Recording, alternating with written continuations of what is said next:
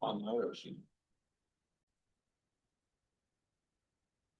Right, good evening, everyone. It's 6:02 p.m. and I'll go ahead and call to order the February meeting of the Parks and Recreation District. We have a very full agenda tonight, so we should get started. General comments from the public. Last time we started online, so start in person this time. Take a look here. And the guidance is up there, about 3 minutes per person, and stating your name and address for the record. And you can kind of read the rest there.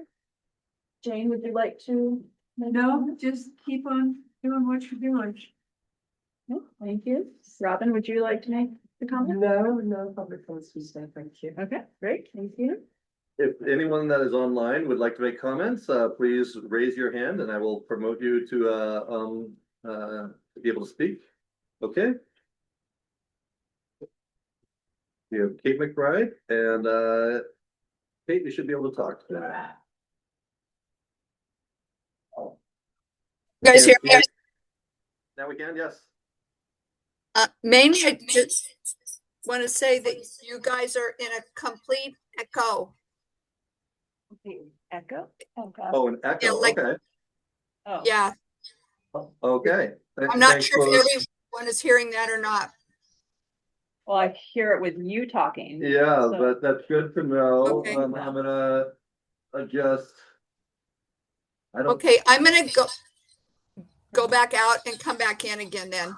You are, Kate, you do have two sign-ins on my screen right here, so it looks like you've got two devices signed in right now. Okay, that's what's the problem. Okay, Thanks. okay, I'm doing that. let me get serious. Okay, well, But this volume should be down anyways, but okay, I don't hear anything on our side. okay. If there is anybody else that's online that's hearing an echo, if you could please raise your hands. And I don't see another hand raised, so I think it might have been Kate. Okay. Okay. Okay, I just want to put one more call out. If anyone online wants to make a comment, to please raise your hand.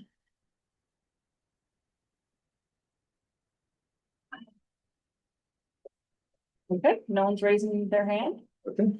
and no one else has walked in, so we can go ahead and close public comment. Was she gonna come back and comment? Talking, or she just wanted to say I that? think she was just saying that there was an echo, There. but I've Oh. not seen her sign off on either of her two accounts that she signed in on, Okay. so. Should we just give her a chance later on if she happens to say something? Sure. Yeah. Yeah, I'm just joining, just for the record, joining Zoom meeting.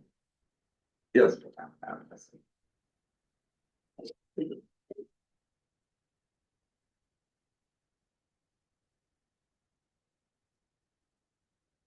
We good to proceed or wait? I think we are good to proceed. No, there's no go Oh, on that. Let me. Oh. This is not difficult. Mute. Okay, I think that should Got it. Yeah. fix it. Sorry, Okay. I turned it off on my computer. I'm gonna have Marcy sharing later from her screen, and so I wanted her to sign this as well, so. Okay. Yep, So for the minutes, I had a correction that I sent about a day ago and has been updated, so depending on when you saw it, the thing that I asked to edit or suggested was, under item 7, it was originally phrased as the FAQs were presented to us to inform us. But as you hopefully all recall, it was presented to us to ask, is this the intention of the board? So not to inform us, but to have a discussion, confirm that it was right. So that was updated. Anyone have, Just to make it clear, it was our decision and not. yeah, that it wasn't like staff informing us, but more kind of the other way. we were trying to take credit for your hard work. Yeah. Well, what I would definitely think some comment on that. No other updates are not quite. So go ahead and make a motion and let them work and moving forward. Okay, so motion to approve. Take approved minutes, yeah. I said. All right, all in favor? Aye. Aye. Great. Okay, so foundation update, very brief. Just very close to being ready to launch materials for essentially fundraising campaign. I'll say a few more words on what that means. And kind of waiting until the district proposal is also going live and that, you know, kind of everything that's essential to understanding the package is confirmed. As you know from before, it's gonna focus on enhancements that, you know, many people in the community really enjoy. And it's fun to have, for now, a two-pronged approach of mostly focusing on pledges that then would be collected after a successful bond. So really focusing on the pledges, but that there would be a donation option if people are like, I really want to help out. I really want to donate now. And with the language that if the bond passes, that would go to help fund the pool raiser. If it does pass, go kind of more generally to pool needs, you know, to determine at a later point exactly. And what that looks like. unrestricted and allowing Yeah. the foundation to use them at its discretion, but for The pool, yeah. Anything else? well, we have an annual report going out, and then we're doing a little teaser kind of with that annual report, just an insert that's gonna be, you know, like click here to learn more about the upcoming, pool campaign. Okay. Any questions? Got a lot from going to the meeting. It was nice to hear what was going on in the background a little bit more. Yeah. Okay, budget timing. This is kind of a strange budget year, so I'll give you an update on everything. If you remember right, usually this time of year, or actually February, sometimes we come out and we do the budget calendar. We pushed that to March, this year, when we're going to approve the budget calendar. And the reason is, we are trying to figure out, the last time we ran the levy and bond in the same, in an election while we were doing budget, the timing is just bad for a spring election where you are approving a budget, not knowing exactly what's going to be in it. Yeah. And so last time we called the state and we asked them, what should we do? And they gave us the guidance of approving it as if we were to get everything, everything passed. And, an issue with that is, by state budget law, when you present your draft budget, you can't then go back and change it any more than 10%. 10% is the amount that you are allowed to change, like that the board can later change the budget that's been adopted by the budget committee. And then there's all these different things, like the budget committee it has to be advertised in the newspaper in advance, you know, and all these different things. So you've got all of these deadlines as you're putting in like these things, of putting notifications out and doing it. And then you have to finish it 30 days in advance of, or maybe not 30 days, but you know, a certain time in advance of the budget hearing, which has to be done at your regular board meeting. And so there's all of these time crunches, but we figured out a way that we could do it and put the budget that we know is going to pass out there after the election. Or that we know that we're going to use after the election. It makes it tough on us because we have to build two separate budgets. But the pro is, the last time when we did this, even though we knew already that the budget had not passed, we were putting that one in the levy and bond didn't pass. We were putting a LB1 form, advertising it in the newspaper in the month of June after it had already failed, with all of the new numbers in it and everything, which no one called us on it or said anything about it, but it was an odd look. And then we had to go back in the very first meeting in July and do a budget adjustment. But then that had lots of ramifications throughout the year where like our auditor had the wrong, you know, I mean, anytime anyone pulled the budget, it was the wrong stuff. Our insurance company, they actually set our insurance rate based on what our budget is. And they go in and they check our budget and they quoted us a higher insurance rate. We had to go back and tell them, no, we actually didn't get that. And we brought it back down and everything. So anyways, it was a pretty big pain. So this year we're going to try, even though it's a pain to write two budgets, we're going to try and thread the needle here. By having the budget committee meeting, the very first budget committee meeting after the election. This is the latest we've ever had it. Usually people have their budget committee meeting in April. But Monica, the last couple of years, we've actually done like the first week in May, but Monica says this one will all work out, but she'd like to have it approved by the budget committee by May 27th. And so so a couple things here that we'll have to do. One is we will have to move the board meeting to the 24th to make this work. Usually our board meeting in June is on June 17th, and it will have to move to the 24th, the fourth one. The law just states that it has to be done at your regular meeting. It doesn't say that the regular meeting can't be changed, but in advance, we're going to have to make a motion to change our regular meeting date for the month of June to the 24th. And then we'll just advertise it on their calendar in advance of that, and we'll be good with that. When we check with the state with all of this. And then what we'll have to do is, the election is on the 19th. And we either, at first I was thinking, hey, we should do the budget committee meeting right afterwards on the 20th, but that would mean that the budget committee would not have any time to look at the budget really. And so we've got a couple options there. One is we can come in on like the 13th or something like that, like a week earlier, and have a pre-budget committee meeting. We are allowed to meet, but I'm not allowed to present a budget at that meeting. So I can't show them a draft budget at that meeting. But I can kind of get some stuff out of the way by like telling them how we're going to be doing this, and kind of that pre stuff that I do where I tell them how what budget works. This is how we lay it out. This is the difference between general fund and all these different funds and everything. And we can get kind of that stuff out of the way and explain that. Our budget committee hopefully is just about everybody coming back. We still haven't asked them yet because I wanted to get these dates in here, but we will have to fill one seat because Brian was on the budget committee and then got elected to this board. And so there is one seat open. So we will be advertising that to open up one seat. But hopefully we'll be able to go over all the education with everybody if we decided to do that early. And then we could do the budget committee meeting either on that Thursday, which gives us, one extra day there. And then gives us a little bit of a buffer in case we can't get it all done in one meeting. I believe that we can. But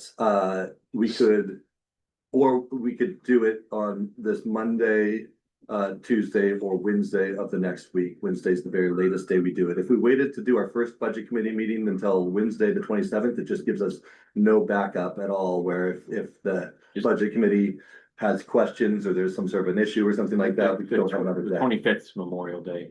Just. Oh, good. Thanks. Yeah. Well, yeah. So not 25th. Thank you. So it'll either be Say the 21st. 21st, Thursday, the 21st. And have our regular meeting on the 20th. Yeah, Regular, the district board meeting would then be on the 20th. so regular meeting, we get the materials for the budget that day. That's what, I would be sending out the materials on the 20th. Yeah. And then on Thursday, So everyone would have one day to look at the whole budget. it's not very long. I mean, it's not a super complicated budget. It's not that many pages, but. I mean. I guess that's fine because it's not. I think if the results of the election, are they known? I mean, I think. That's What if it's? if it's tight, if it's tight, we are, it's gonna be tougher to know which budget to put out there. And so, if it's, I mean, our backup plan probably, if it is very tight, is we just do what we did last time and we put out the one that, the one as if it passed. And we approve that one and then we just go through all the stuff. That's what the state recommends that we do. It's just we are trying to. What about the 26th? Yeah, I was gonna say, let's do 26th maybe then. And that way, worst case, you could push it to the 27th if you had to, but. What is that? You had said that there would be then no backup. Is it that Well, we couldn't approve the budget in one session? We Correct. would need a second session. yeah, and we can do it on the 26th and the backup could be the 27th. Yeah. And we've only, in the 9 years I've done a budget here, I've only needed the backup 2 times. So it's good. It's a thing. Yeah. Yeah. So I don't know, how do people feel about the 26th, 27th? I think that's safer. Yeah, I'd say so, especially just to give it out all the uncertainty and give it a couple days for results if we need it. Whatever. What is it, 7 days that they usually go the first round and then another 14 after that? I don't. If things are tight for. Or yeah, county? when is it? Oh. Oh, yeah. I don't know. Yeah, cause they'll have the night of numbers and then it's Right. like they update a week later. Something. It's usually, unless it is like within a couple of votes, within a day or two, you get the you next should update. know. But if it's really close, then you're waiting for, the either recounts or like, the people overseas, like if Yeah. military overseas, they've got like a deadline, like actually, I think a week and a half or 2 weeks out for military overseas, but that's mostly in the larger metro areas, you don't see it coming here, Right. so. So, So then are we moving the regular meeting as well? We, Would it be 26, just the 27? June one, we can keep the regular meeting on the 20th, our regular district meeting. But so the two tasks of proposed budget distributed Yeah, I can and then still, budget committee. Yeah. meeting. the proposed budget committee, proposed budget distributed does not have to happen at an actual meeting or anything. Okay, That just okay. means that I'm going to email it to everybody on the budget committee Oh, on that day. And that's assuming I know the results of the election on the day afterwards. And if it is close, then we'll just adjust that until I feel comfortable to send it out. Okay, great. In but fact, at I least ca- 24 hours ahead or something like that. ideally, Yeah, yeah, right. I mean, we'll do what we can, but this is us just trying to, work Yeah. through government Yeah. bureaucracy and Yeah. make it easier on us and everybody else. I mean, the auditor didn't really like the way the state told us to do it last time. I Yeah. understand why the state tells us to do it, because if we went the other direction, there's no adding other stuff. We can subtract it easier. Yeah. But in order to add the other stuff, it has to be there in the first place. Mhm. It was just awkward the way it was done before. So, okay, so, so May would look, I tried, just if I could Yep. just review real quick, Yep. May would look like 13 May, a pre-budget meeting. 19 May is the election day results, whenever. 20 May is our regular meeting, and then 26, 27 May would be the budget committee itself. Understanding that if we could do it in one day, it's one day, if it's 2 days, 2 days.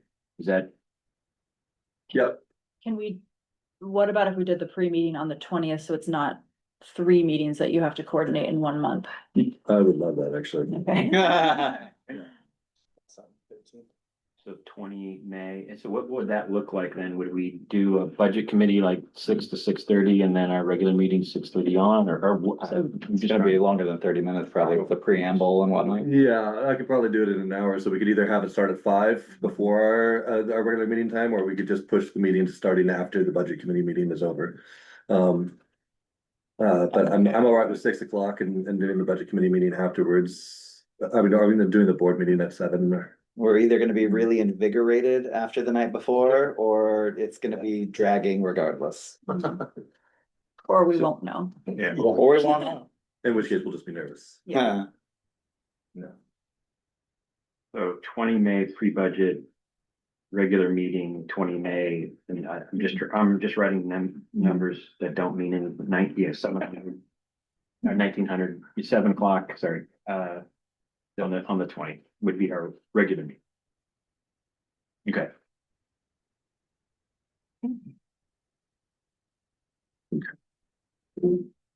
Okay, And then, then June. Why was the shift in June? to meet the deadlines for, the newspaper has a deadline of publishing legal notices on the 28th for the budget, we have to put the LB1 form in there, and that thing needs to be published and in the newspaper for a full week. Or I think a week or before the budget hearing, or maybe it's 14 days before the budget hearing. But if we did it on the 17th, it would be on the exact day, and we want to give us a little bit of a buffer there, just in case the newspaper, sometimes with the legal notices, they'll bump them if they run out of space in the newspaper. Mm. and we're gonna be turning it in kind of at the very end of the deadline, because the LB1 form is not a little thing, it's a quarter page app. It's like a whole thing, like the state law actually states that it has to be in a print newspaper and the newspaper of record. In order for, and like the auditor every year checks it, like we get a certified copy from the newspaper and we have our thing that's stamped and everything, and so they've actually pull it out and take a look, so it's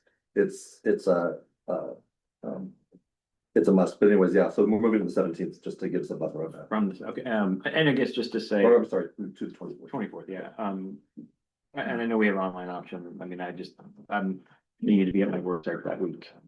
On the 24th, I can absolutely make the 17th easy, but if I join online, it's not the end of it. No. Okay. Yep. All right. Yep, as long as we've got a quorum to approve it. Yep. Okay. Great, thank you. All right. Strategic planning. So one of we had kind of three questions before the last meeting that we said that we would answer and propose, but these are for consideration for you to say whether or not you think that this is something that you can go along with. So we've talked a lot about what happens if the bond doesn't close. How do we say like what's going to happen here with the pool? The issue that we have, or we've talked about, like what's the dollar amount, is if we put in a fixed dollar amount. I think Brian put it really well last time. He's like, yeah, we can choose a number, but like we're probably just going to change it if something comes up, which I thought was a astute observation, because that probably, if every situation is different, and if we get into this thing where we said it's gonna be $400,000 and that's the thing, and we've already spent it, $390,000, and then it's just like $20,000 more for some repair. Is the board gonna be able to stand there and say like, nope, we crossed this invisible line that we set ourselves, and we're not, and we're closing the pool, and people are coming forward saying, really? You guys have money in the bank and you won't spend $20,000 to make the pool run?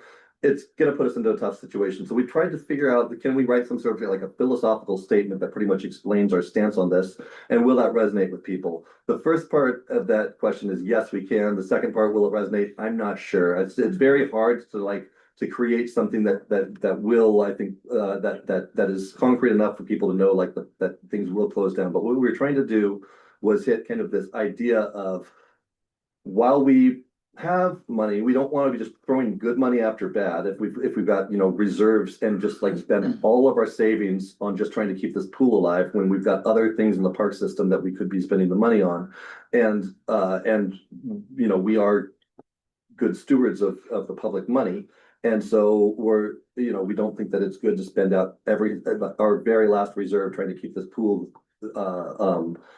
open and then be left with nothing, when it eventually closes. So we worked on this statement, and then we kind of put like a concise shorter one down there, but it's on the screen. I think if people have a chance to read it here.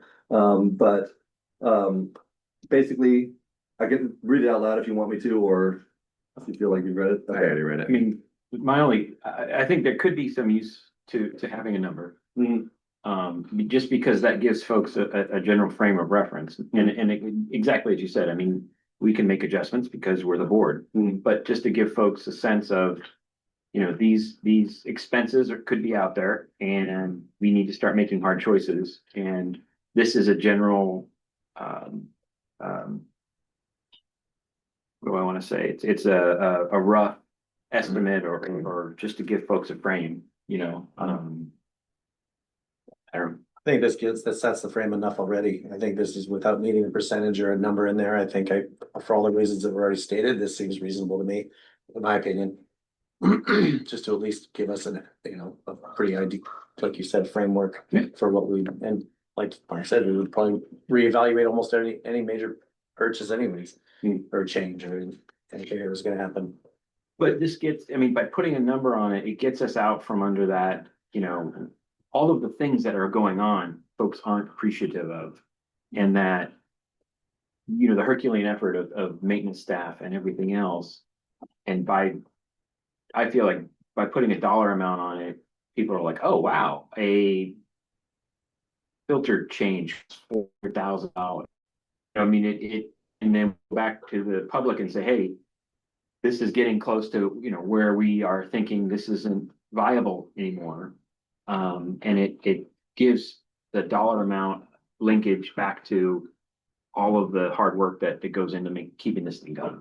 I think if you just get to the point where we're spending 400,000 on something, we put something out and say, here's why we voted the way, or we're following this, and I just don't think the number needs to be in there is all, because I think just our decision alone is gonna, and if we need to defend our decision, we can say, look, Oh, we yeah. didn't want to spend 400,000 on this thing, or we did want to spend 400,000 on this thing because of this. I don't think it needs to be in there personally. Numberless. I mean, I think putting a number in there helps avoid sunk cost fallacy a little bit, but trying to explain that concept and being good stewards of money is really what we would end up doing, like Mark said, and that requires some obscurity and philosophical understanding of we're gonna have to do what we have to do in that moment. So I would probably not put a number in either, even though we've already discussed and have a pretty good understanding of where this board feels the best interest of the public's money is being met. I would say don't put a number in unless you mean it. Yeah. Yeah. You know, Oh, if you're thinking like, let's put a number in there so that people kind of see a holding space, but we can always change it later, then I think that's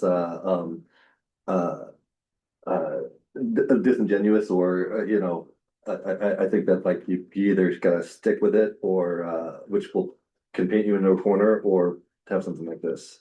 Well, it does quickly become complicated too. I mean, I originally did want Yeah. a number for just clarity for the public, but like you have to weigh every number with, okay, and how long does that extend the life of the pool? Yeah. If you have to spend 20,000 to extend it by 2 months, I don't know. Yeah. Maybe we probably wouldn't do that. I don't, if you have to spend 400,000, then extends it for 4 years, probably would do that. It's like every case has to be weighed. So I'm sold on this, even though I would love to be able to provide more concrete clarity, but I mean, I think- tries to balance that. Yeah, by our discussions, like Mike said, I think we at least on a general vibe of where we're at, as far as what we're comfort level is. As far as how we don't want, I think none of us on the board want to spend beyond what we should spend. So I think that's where the responsibility of this makes it clear. I do like the concise summary better. It's hard because I feel like you have to say a little bit more, but people aren't gonna read the big Yeah. paragraph. Would reverse Yeah. if that's a Yeah. FAQ or, Mhm. Oh, but the concise. Yeah. TLDR just read at the very Yeah. end. Yeah. The big one right there actually was my concise summary, from what I originally wrote, so we keep on whittling and whittling, and I love it, let's get it shorter. All right. Okay, so, the question then of what will happen if the levy passes, we put in, the aquatic center will be closed 1 to 2 days per week. This is what we had come up with at the last meeting, and we concur that this is a good one, and leaving it as a range of 1-2, because that it could change based on seasons, like maybe there's certain seasons like that we're able to do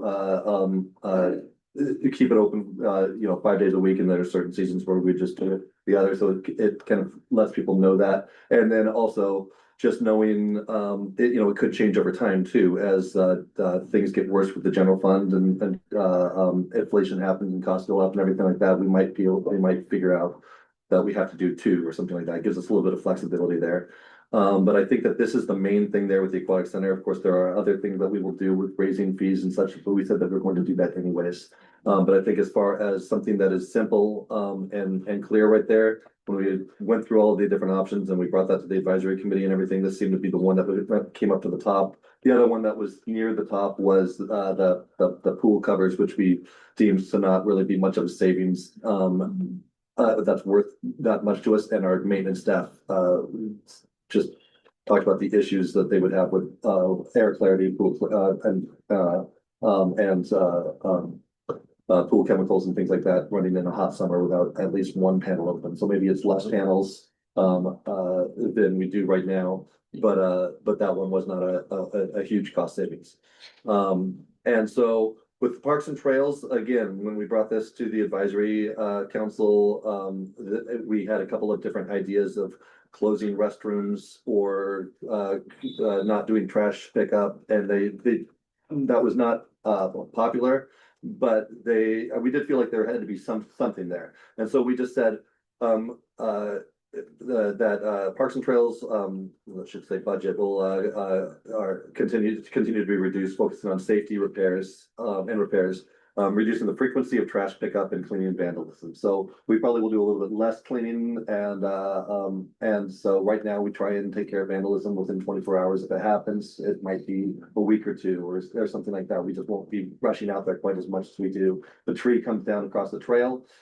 It might be a couple days before we can get to it. Right now, we call in staff on weekends oftentimes, and we may not be doing that. And so it will just be spreading that stuff out. The recreation. Can we oh, yeah, just discuss this and confirm if yes, this is the? sure. Thoughts on the first item? Yeah, I think the first question would be for how long? So the aquatic center will be closed 1 or 2 days per week For how, you mean whether it's indefinitely versus like for 2 in years? perpetuity or whatever. I just think that's the first thing I hear from somebody's like, oh, wait, that's the first I'm hearing of this. How long is that gonna last? Until we can I know. secure Well, there's- another funding source. I know, so that's what I'm saying, Okay, just and the that, Sure. clarity of language kind of thing. Mhm. With the second one, I mean, I'm in full agreement. Let's see. I would just Parks and Trails budget funding will continue to be reduced, full stop. Looks like there was probably a comma there at one point in time. Focus on safety and repairs, reducing frequency, cleaning vandalism. That's what we'll be doing. But I mean, the main point is the funding will be reduced. I just think the clarity of language will help accentuate the point as we have to push that out. I might even just say focusing on safety.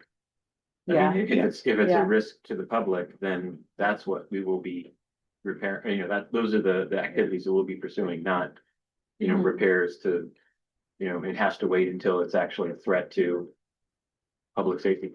Yeah, that's all we have the ability for reactively.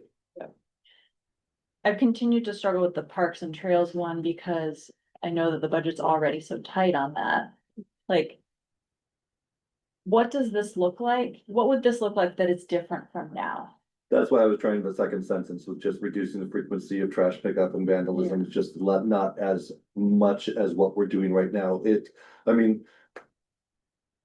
There's other things that you can do in parks, and I suggested a couple of them that are easier to do with like closing restrooms and things like that. Things like not picking up trash and closing restrooms are a temporary thing that can be picked up later.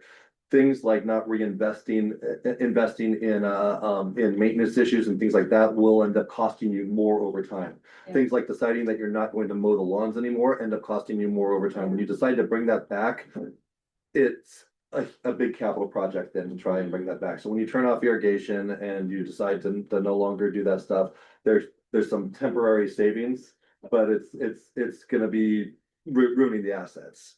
And so it could be that we water less and maybe mow a little bit less, but we're already trying to keep our watering down and such. We're not being very lush with things like that. And I think it's a little bit of a twofold situation, because right now our one full-time maintenance supervisor, if you'll remember, spends about half of his time with the pool and half of his time with parks and trails. And so assumably, like that time is going to increase on the pool side and therefore have to decrease a little bit on the park side. And so, it's just like, how much time does one person have? We do have part-time people too, Right. and these things assume that we're scaling back part-time staff, so that we don't have as much of, trail maintenance and things like that. Mhm. I actually prefer that you keep those in there personally, and the trash, I'm not for striking that out, because I think when people think of the trails, like, I think trash pickup and vandalism, honestly, those are the things that people like, when they start noticing those things not happening. That's when they start wondering like, well, what's going on? Why is that not happening? So I think putting those on writing on paper. Like, I think if you're someone who hits the trails every day, you're gonna be thinking, oh yeah. I've seen other Portland parks where all of a sudden the trash pickup starts dwindling and then they're overflowing, or yeah, when the vandalism doesn't get clean. I mean, I think those, I think connect with people. And so I personally would leave those in. I think That's it my could 2 maybe cents. just be articulated a little more clearly, like 2 sentences, one that's saying it's gonna focus on safety. Yep, maybe, yeah. And then because of reduced Mhm. maintenance, here are things that will change. Yeah. Yeah. But that would be super reasonable. I just think I would keep some form of that in there, Hmm. because those things I think is what people think of when they think of like a city park that's not maintained or kept up with. Mhm. So back to messaging, if you go to the heading, what happens if this levy doesn't pass? Get rid of what will be cut and just go to until we can secure stable funding, bullet point, bullet point, bullet point. Sure. I mean, this isn't like exact Right. I know, language. I'm for just the- saying, but that flows into that, we're now listing and more things can be added to the list. With the aquatic center, so you brought up like, something people would ask. Yeah. For how long? What I would ask is like, okay, how does that affect me? Like, does it affect swim lessons? Does it affect user groups? Does it affect water aerobics? You know, like, when are the, people, like, what days will it be? Yeah. Which, we're not gonna get into all of that right now, but I do wonder, is there anything more we can say to try to give some clarity around kind of the, what does it mean for me? Or if that's just more to be determined if we have to determine that. I think we can. I mean, I think that originally, like the advisory council, had said, with a preference of Sunday. And if we did two days, we thought 2 days next to each other and probably doing a weekend and a weekdays, like a Sunday, Monday. But that would make adjustments to like the school swimming lessons or what's that? It would not. It would not. No. We don't do school swimming. It's late start Monday. Oh, yeah, that's right. So that's why we thought Monday would be a good one. Yeah. So, so we can, we can put that in there. And I think when we get into the bond language, I think we actually on one of the levy language, I think on one of them, we actually, I did have,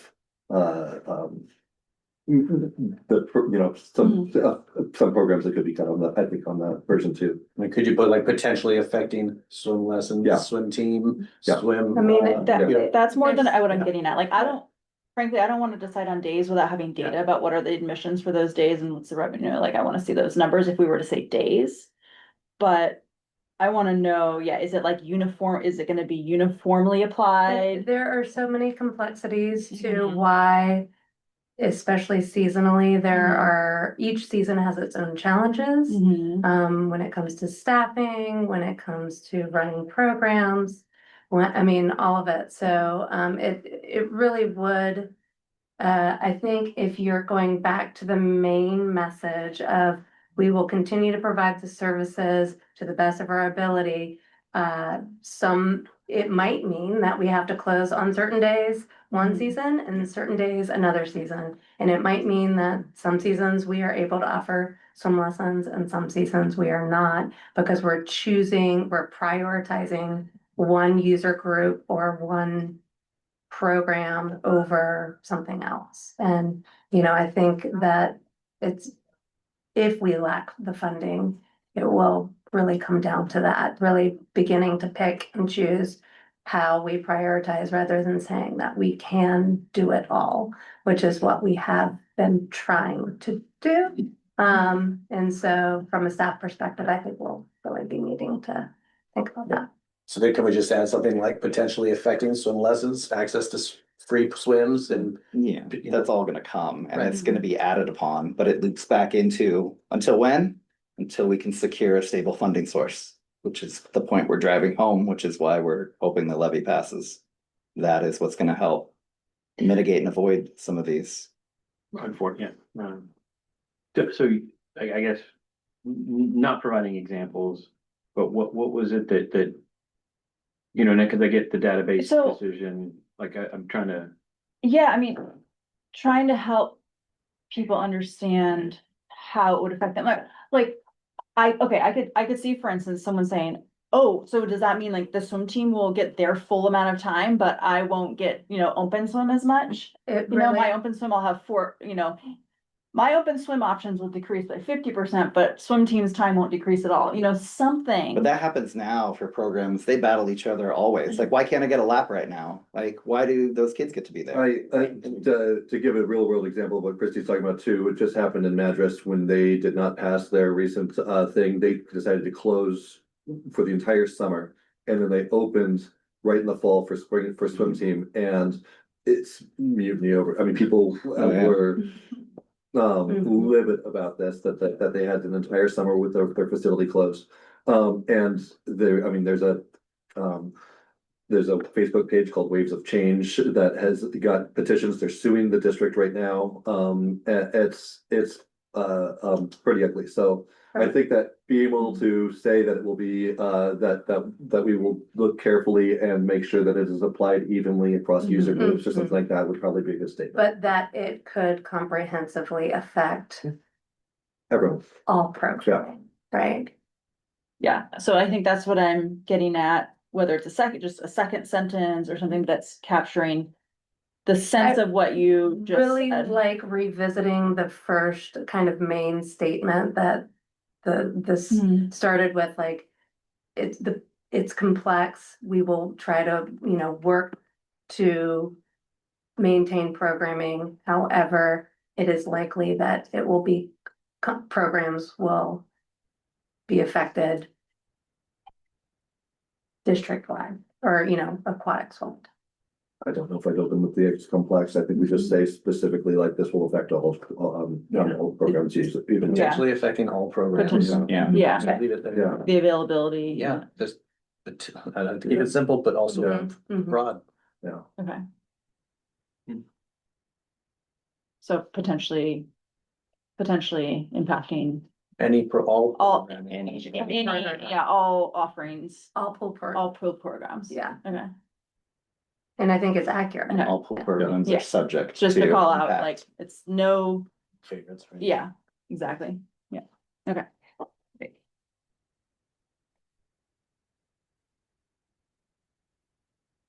I don't have them here today, so. I'm taking notes. Okay, thank you. Okay, community recreation. Put that on multiple slides here. I apologize for the text heavy thing, but I thought it was important to just go over the history of community education. I think most people here know it, but just to kind of give the whole story and the context of how we got where we're at right now. So, community education was ran by the school district for decades and provided youth sports and enrichment. It also did like families in the park, adult sports and education programs. It ran the preschool programs and the after school programs at the school that are now ran by champions and such. And for years, the district or the school district ran this because there was no one else. I mean, they started doing this before Parks and Recreation was even a thing. In fact, the main guy that was running community education for years, Mike Shen, was one of the founding members of this board. And so it was ran through the school district for many years, but this is a rare thing. Usually school districts aren't running recreation programming. And they were subsidizing it with education money, with money that they are supposed to be using for K through 12 education. And for years, they started to wonder, like, why are we putting on soccer programs and, these after school programs and everything like that with subsidizing it with their education money and such. And they'd asked us for years if we were interested in taking it. One main time that they asked that I can remember, I've been here since 2016, but in July of 2018, they officially came to us and said that they wanted us to take over all of community education, the entire program, the preschool, the daycare, or the after school program, everything. Our board said, look, we have no facilities, no gyms, no fields, anything. We don't have a budget for this. We have never had, money for it. We understand that the school district doesn't have it, but they're much bigger and they have more money than we do. And we said that not at this time. We think that it makes sense for us to have it, but until we have funding or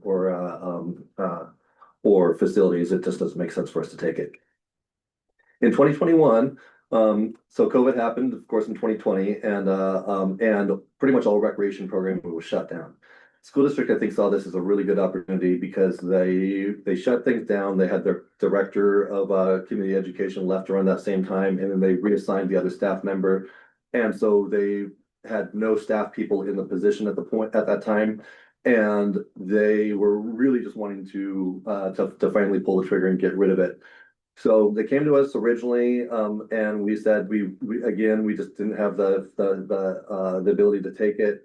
And then they started giving different parts of it away. And so they called up the college and gave the adult enrichment programs and sports to the college. The college later on decided not to really do anything with sports, but that's kind of a different story. But they took on they said they would do like the enrichment stuff, and that's like the programs in the evenings for community members if you wanted to do like a wood shop program or welding or something like that. How to do your taxes, yeah, things like that. And then they decided to contract out the after school programs and went through a couple of different vendors, but right now they're with Champions. They turned over the preschool program to Mid-Columbia Children's Council, I think. And they just kind of piecemealed it out. The concerts went to the Lions Club, but they still had the youth part, and they really wanted us to take the youth part. Again, we said, we didn't see how we could do it, but they were very persistent with it, and they came back and said they knew that we were going to be going for a funding measure. At the time, we were going to be going for a funding measure in 2022, and they said, tell you what, we've got some extra COVID money right now. We'll fund 2 full-time positions for up to 3 years. If you get the funding measure first, then the funding is over there, but we'll give you that, and we'll also give you exclusive use after us. So once the school district chooses all the days that they need, we'll get the next use at no cost of their gyms, classrooms, and auditoriums and facilities. And they do give us some startup costs. So the board decided to come back. Let's see where I'm at. I'm freestyling this, but I've got it all written up here. Yeah. So the board, next one. Yeah, the board decided to go with the deal and take it just because they saw the writing on the wall. They were afraid that there was no one else that was going to take the youth programs, and the school district did not look like they were going to be hiring people and bringing it back up just for the youth programs because they've done so much with all those other ones. And so we took community education and rebranded it as community recreation or just recreation programming. And it was just focused on the youth. We hired 2 full-time employees in the spring of 2022, and we went that first year doing summer camps within a couple months. And then we started bringing in a bunch of other programs and reviving a whole bunch of stuff that had been kind of mothballed during COVID. And so we also hired a consultant that did the recreation cost recovery study for us, the original one, and kind of set up like our financial analysis and such. And we knew all along that there was overhead costs and more costs to running than just the facilities and the actual program, especially at what the public is willing to pay and making sure that the programs are also accessible to the whole public. We did start scholarship programs and different things like that and have been successful with that. And we've been able to get some good grants as well. But operation grants, as we talked about before, are hard to come by. They were a little bit easier in the COVID days. But we then also ended up postponing the May of 2022 election plans. That was when we were originally going to go out with a dissolve and reform, and the county did not like the way that we were financing the debt, and eventually they backed out like kind of at the last minute.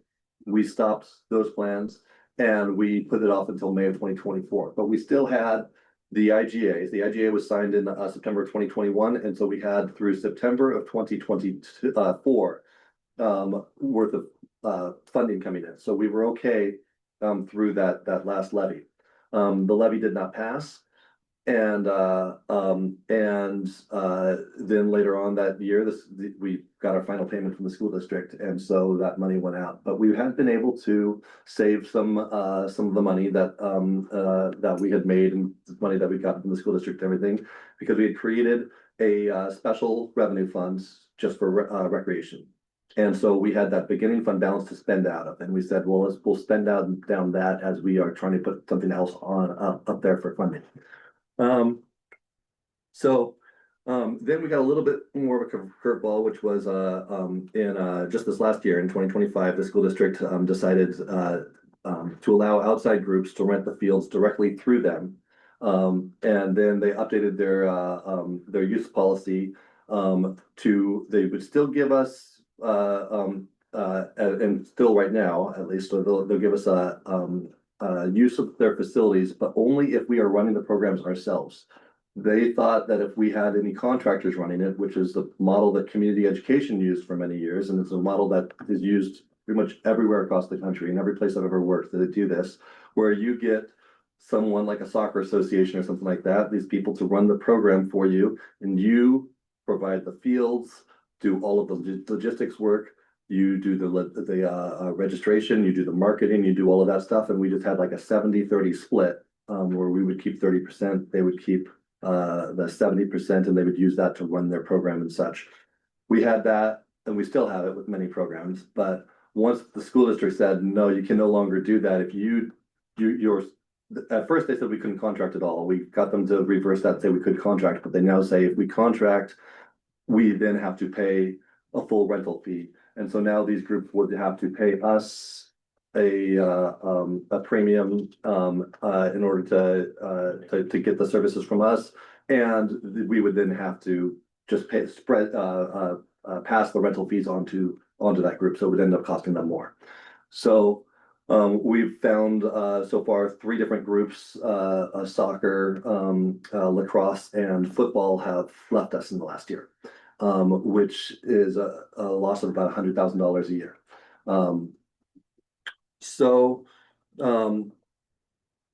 I decided I pulled up the budget for community recreation since the very beginning, where we've started. So in our first year, we only hired staff there in the second half of the year for a few months until we had a very low payroll that year, but we still were able to get summer camps going, and we collected all that revenue in that first fiscal year before we even had the expenses out of it. So we actually looked really good in that first year. We got our first 2 payments from the school district. We collected a good amount of revenue and everything. So we started off that first year with a really good positive balance right there. But this, of course, we did not have the recreation fund yet, so we didn't. This was all kind of in general fund and such, and so we didn't start the recreation fund until 22-23. So we didn't have a rollover in that. But that extra funding right there, we also in this year did not charge any sort of an indirect cost fee or anything like that toward general fund, and there was a lot of work and everything to get this up and running and such too. So you could think of that as somewhat of an offset over here. And then also I'll show you how that kind of works out here. But this is the first year that we had the actual recreation fund. This year we got a really good grant. It was again COVID money. There was a grant through a Clackamas Education Service District that we were able to get for $75,000 for running our summer camp program. The way the school district, when the money came in, we just happened to get an extra payment in that year. And so this year looked really positive there. So we actually we're up 253 at the end of this year. Then we rolled that over into the beginning fund balance over here into the next year, because now we had the recreation fund where we would start rolling over these balances. And so this is the first year though that we started to do a fee for the general fund, and I'll get to that on the next page here and talk about that. But you can see we were actually pretty consistent after that with what we brought in revenue. 386 that first year, 385, 383. I mean, it's pretty consistent right there. Ideally, we'd like to see an uptick in that, but that was fairly consistent. And operational expenses, we did see them, climb a little bit over time right there. Payroll expenses just climb with inflation and different things that we were doing and such. But the fee, we adjusted it. We knew the very first year we knew that it needed some help And so we didn't do charge the full amount, and we charged a smaller amount that next year, and then we charged close to the full amount here, but I'll show you in a second that it still isn't quite the full amount. And so let's go to just to take a look at what the indirect costs for overhead are. So I'll bring your attention down here to this sentence. The original, the board, when we took community education, they said from the very get-go, we will not use general fund money. We just don't have general fund money. This was never part of our charge of what we do. We can't support this with our taxpayer dollars. And so they were very clear that this would only survive if we were propping it up with other funding sources, just because it would put us in a situation where we were having to cut other things that we were doing because we were running so kind of close to the margin already in our general fund. And so they had us create the special revenue fund because of that. And we looked at that as saying anything that we are doing while we brought them in, a lot of our expenses increased when we brought them in. Our insurance went up, our the amount of computers that we would buy and office equipment and things went up. It takes a lot of our staff time to operate these programs. We only had a part-time bookkeeper, and we figured out real soon we had to bring that up to a full-time position. And so we decided to go up to a full-time bookkeeper after this. Anytime a position goes into full-time, we're paying benefits on top of that. It's 30% premium on top of that. We pay more. So all of that went up. So this is kind of the breakout of what goes into the indirect admin overhead fee. 10% of the director, 25%, a quarter of the assistant director, 50% of the admin assistant. Workers' comp, our workers' comp went up, and this share is based on their payroll, because workers' comp is a percentage of your payroll. A third of the liability insurance, only 1/5 of legal. They don't quite use as much legal. A quarter of office supplies and equipment, a quarter of their software. And we're figuring this that there's 2 full-time employees out of the 8 full-time employees that for a quarter. Quarter of our professional organization dues, the audit fee, a third of the total of the audit, because there's 3 different divisions. Quarter of communications, and then we actually lost revenue here with the school districts, because part of our deal with the school district was we would not then charge them for like swim team and water polo. And there's a couple others we're already giving them a very good deal with swim lessons. But we just put that part in there because that would be general fund revenue that we would be getting. So the actual dollar amount is somewhere closer to about $150,000. We weren't sure that could support it, so we just kept it at 125 for this last budget year as well. And so it's really only paying about 82% of the total, and then still not captured. We didn't ever decide to break out what rent would be, but in some cost accounting places, you would say they're taking up space in the building, they're, you're doing a portion of the heat, portion of the rent and everything. And we just didn't get to that level of detail. We don't have a full-time accountant here or anything. We're just trying to justify this. But we felt pretty justified in $125,000 as the dollar amount. And so. So the swim lessons are not captured in 13,000, right? That's the teams. Right. Yep, swim lessons are not captured. We also had looked at Golden Eagle Park. Their tennis team uses Golden Eagle as one of our facilities there. We did capture that in this, but I didn't put it up here because there's it's more difficult to, and it wasn't every year as such. And these are all approximates. So They just the swim lessons, I feel like it's very much for the community. It's not necessarily serving the school district. It's a partnership that benefits the whole. And we were doing community, it so. before we had this deal with the school district. The special one that we did with the school district was water polo and swim team. They did get used to get charged, and we stopped charging them when we went into this deal with the school district. We have always had an incredible subsidy. I mean, it is an incredibly subsidized program. However, we did choose to not increase the rates when we likely would have increased it, not very much, but we likely would have increased that rate. So we decided not to, we froze that rate. The swim lesson. For school swim lessons. So, putting together a projection then for the next year. We've got our beginning fund balance then of $267,000 that we're starting out this year with. So you might notice it's about a $6,000 difference here, but this is audited versus unaudited. I just didn't take the time to go in, but that is what was in our budget there. The beginning fund balance to 267.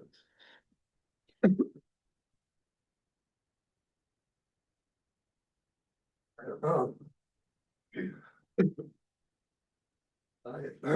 me. I swallowed that.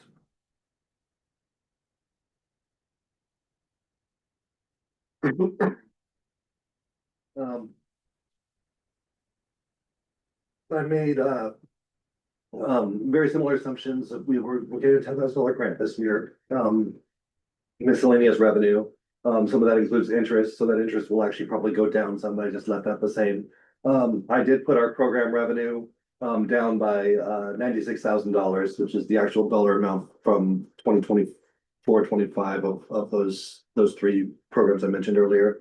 But I also expenses actually only went down about $67,000 because the 70-30 split and such there. So that's in there as well. But everything else I kept the same. I put the indirect cost as the exact same, 125,000, because that is actually what it is budgeted for this year. And then dropped payroll expense a little bit because we do have one staff member that was a part-time staff member that we didn't refill their position when they left. However, we did have an increase in, as we always do, in COLAs and things like that for full-time staff. So that equals out. That's where our estimate is. But when it all comes down to it, by the end of the year, and this is tracking along with the budget projections right now, by the end of this year, it will be about $175,000 loss. We put in $150,000 per year in the levy as for levy funds to come in here. We believe that we can adjust this with fees and such to make up the $25,000 loss, but we cannot. When we looked at it, we ran multiple models with this. We tried to look at what would happen if we reduced the staff in half and we just had one full-time employee here. Even at that scenario, if we had one full-time employee and they were able to do the same amount of work as two employees and bring the same amount of revenue, it would still then only there would be $9,000 left at the end of the next year. And so, sorry, I should have concluded that next graph, but if we went one more year, if we went the next year out, I have another projection for here. You bought yourself And- one more year. And that would be 9,000 instead of full loss of another 175,000 if we ran the same way. Right now, in this scenario right here, if we kept on running the same way that we are right now, we've got a burn rate of about 14.5 per month. Of course, it's kind of cyclical depending on our season and everything, but it wouldn't be enough to make it a little bit past the middle of the fiscal year, so sometime in January or so. That's with having 99,000 put in, so that's where that's Yeah. you're draining that. Yeah, 14,000. 99, if that 99,000 would go up to that upper right-hand column, we get beginning fund balance, and so we would be out of money within 6 months. And so we tried factoring in a couple of different ways to do this, but everything we came back with was the eventual truth of it is we can buy ourselves a little bit more time, but those are with drastic measures of cutting one employee, and then I think we'd have to assume that we're not going to be able to make as much revenue with one employee, and it's just a kind of a scale thing. If we kind of have like a front desk / operations person, and then we've got another person that's like really into programming and building new programs. And if it would have to be kind of a hybrid between the two. Or that we try and transfer kind of the front desk, signing things up to like the pool staff and such, which is difficult when you've got lifeguards swapping changing out to know all the different things that's going on with that. We just wouldn't be able to do like the same level of customer service, and then being able to run all these programs. There's so many of the programs that both of them are doing a divide and conquer, going out and doing training gym supervisors and training coaches, and having these coaches meetings and having all these different things, and to have that put on one person, there's just no way they'd be able to do it all. So we'd have to see revenue would go down some there too. So Every scenario we looked at, just it was. It was just not sustainable without any sort of an extra funding source, and so. We looked at, could we drop, the indirect overhead charge if we decided like, hey, we're no longer going to do that, but we still have more expenses there. A lot of the indirect overhead charges there that we will be able to reduce. We can reduce the amount of spending that we're doing on things like office software and things like that. Our payroll costs will go down. Our insurance, legal, a lot of these costs we can reduce in the budget. Some of them are like the staffing costs and such, we're going to have to figure that out. This is going to create another problem here in the general fund. Because we're just charging some of these, some of these staffing things to this fund. And so it'll be a tougher thing in the general fund then too, if we no longer have that revenue source in the general fund and this all gets charged back to the general fund. Can you just pause for a second Yeah. and make sure everyone understands that concept that you just explained? Because that's like kind of a whole other. Yeah. Piece. Do you guys understand what he's getting at with like it affecting the general fund? Yeah, that if we cut it, that where this money would basically, more money would be there if we didn't have to run the parks and rec, or run the rec stuff. Not more money would be in the general fund. We'd Yeah. have Oh, a less. gap in the general Yeah. fund. Bigger gap. This $125,000, that's an expense in, Supporting. in here is Yeah. a revenue stream of the general fund. We count that as revenue over the general fund because it's an admin chargeback. So like the ticketing software, essentially, Mhm. mission software, like. Yep. We didn't have rec, then that would have to be fully covered by essentially the pool rather than Thank you for split. clarifying. Yeah, There would be knock-on effects yeah, yeah. beyond. Yeah. what we- Dominoes. And it will Yeah. go back to what the original board said they weren't looking to do with recreation. Right. And it would dilute what we're doing here in recreation. And that's what we've had lots of questions about, like, okay, how do we make more money in the general fund? And we can't make more money in the general fund, but what we would have to do is make cuts in the general fund. That would be other positions or other things being cut. That would be us deciding that, we're going to cut my position or Marcy's position or closing the pool seasonally, like maybe we've only like the pool is now a summer only pool or something like that, something I mean, it's not small things. It's not like, hey, we're gonna quit cleaning the restrooms or something like that. We're talking hundreds of thousands of dollars if we're making like a big enough cut to try and prop up recreation, and it still is not sustainable. Even when we ran a couple of those models and we started trying to do that, of like, okay, let's cut this number in half, Without $75,000. the levy. Without a levy, Without the okay, levy. exactly. All of this stuff is a scenario for if the levy doesn't pass. That's all with full-time recreation year round. Did you look at if you just went back to summer or one of those more heavy months that recreation may be fulfilling? It's, Still gonna be running in the That red, range. but yeah. I just wondered how substantially. The issue with doing like, so when we like do like things like summer camps and things like that,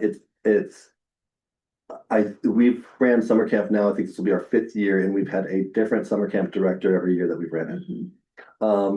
Oftentimes, it's hard to find people that will come back year after year. So there is an incredible amount of training that we're doing at the beginning of the year when we bring in a new summer camp leader to do that, and then we're having to hire all new staff at that time and everything.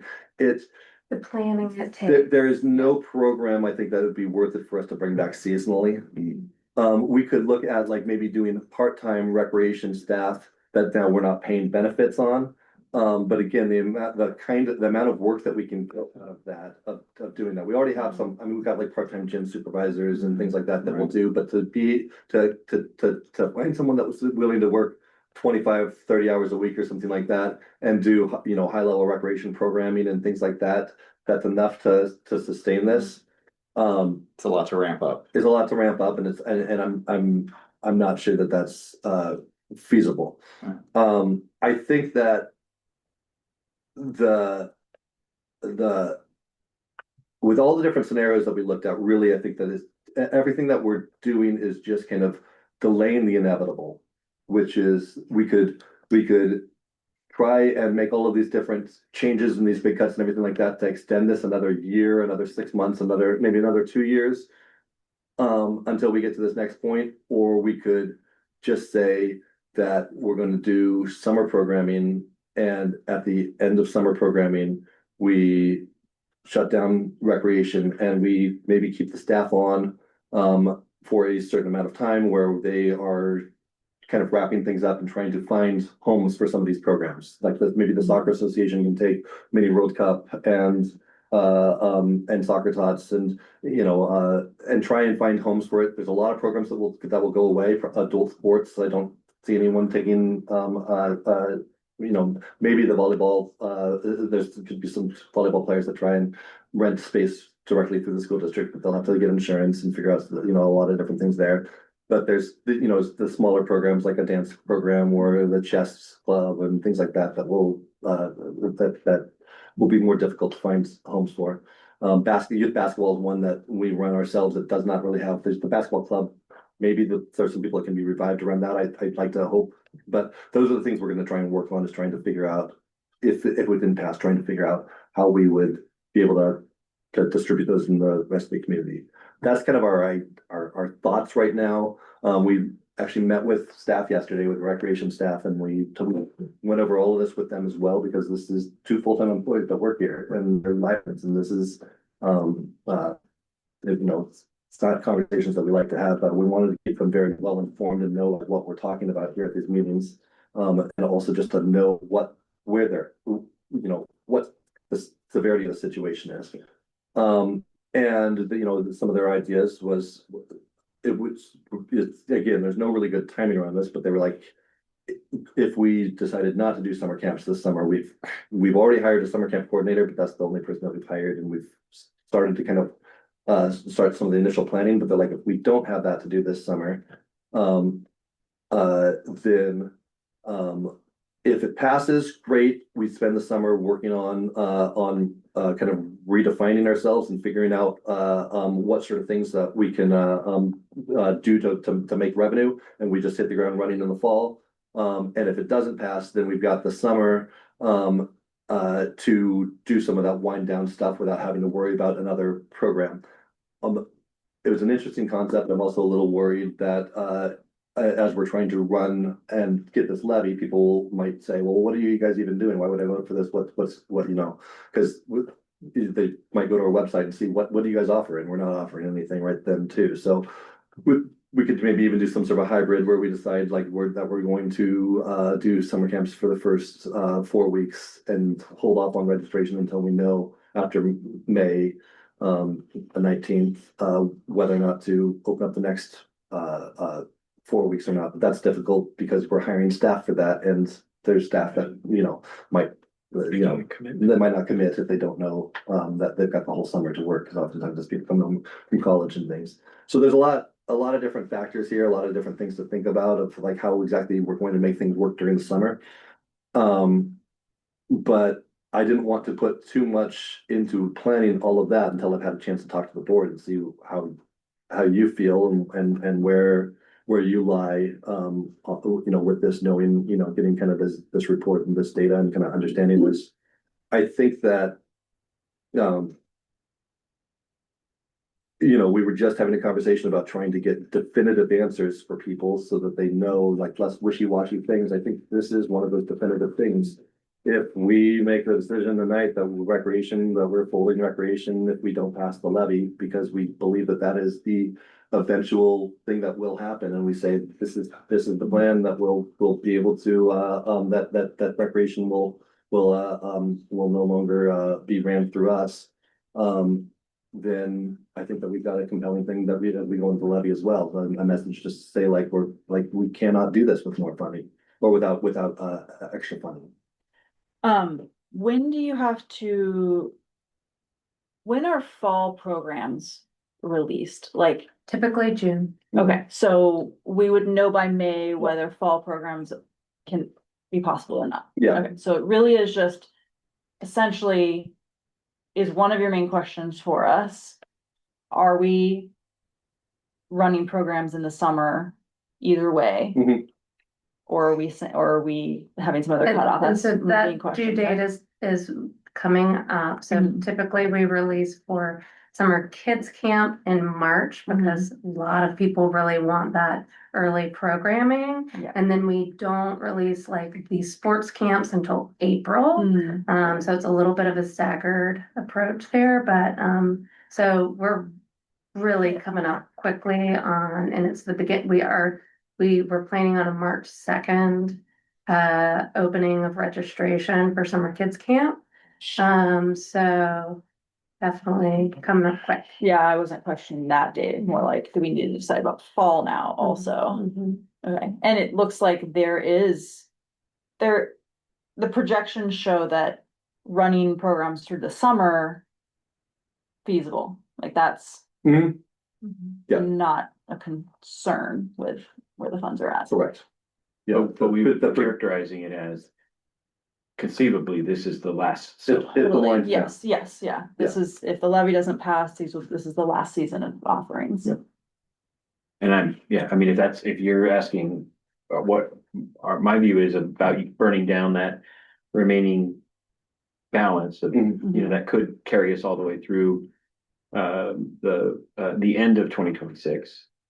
I would say, no, we do it through the summer and, yeah, Well, the numbers you showed are the budget year, right, which is June. yeah, so then. And I'm just Okay. saying, Mhm. to your point about the fall is no, Right, yeah, but definitely through the through the summer. summer, And making it clear that this is the last summer. if the levy doesn't pass. Yeah.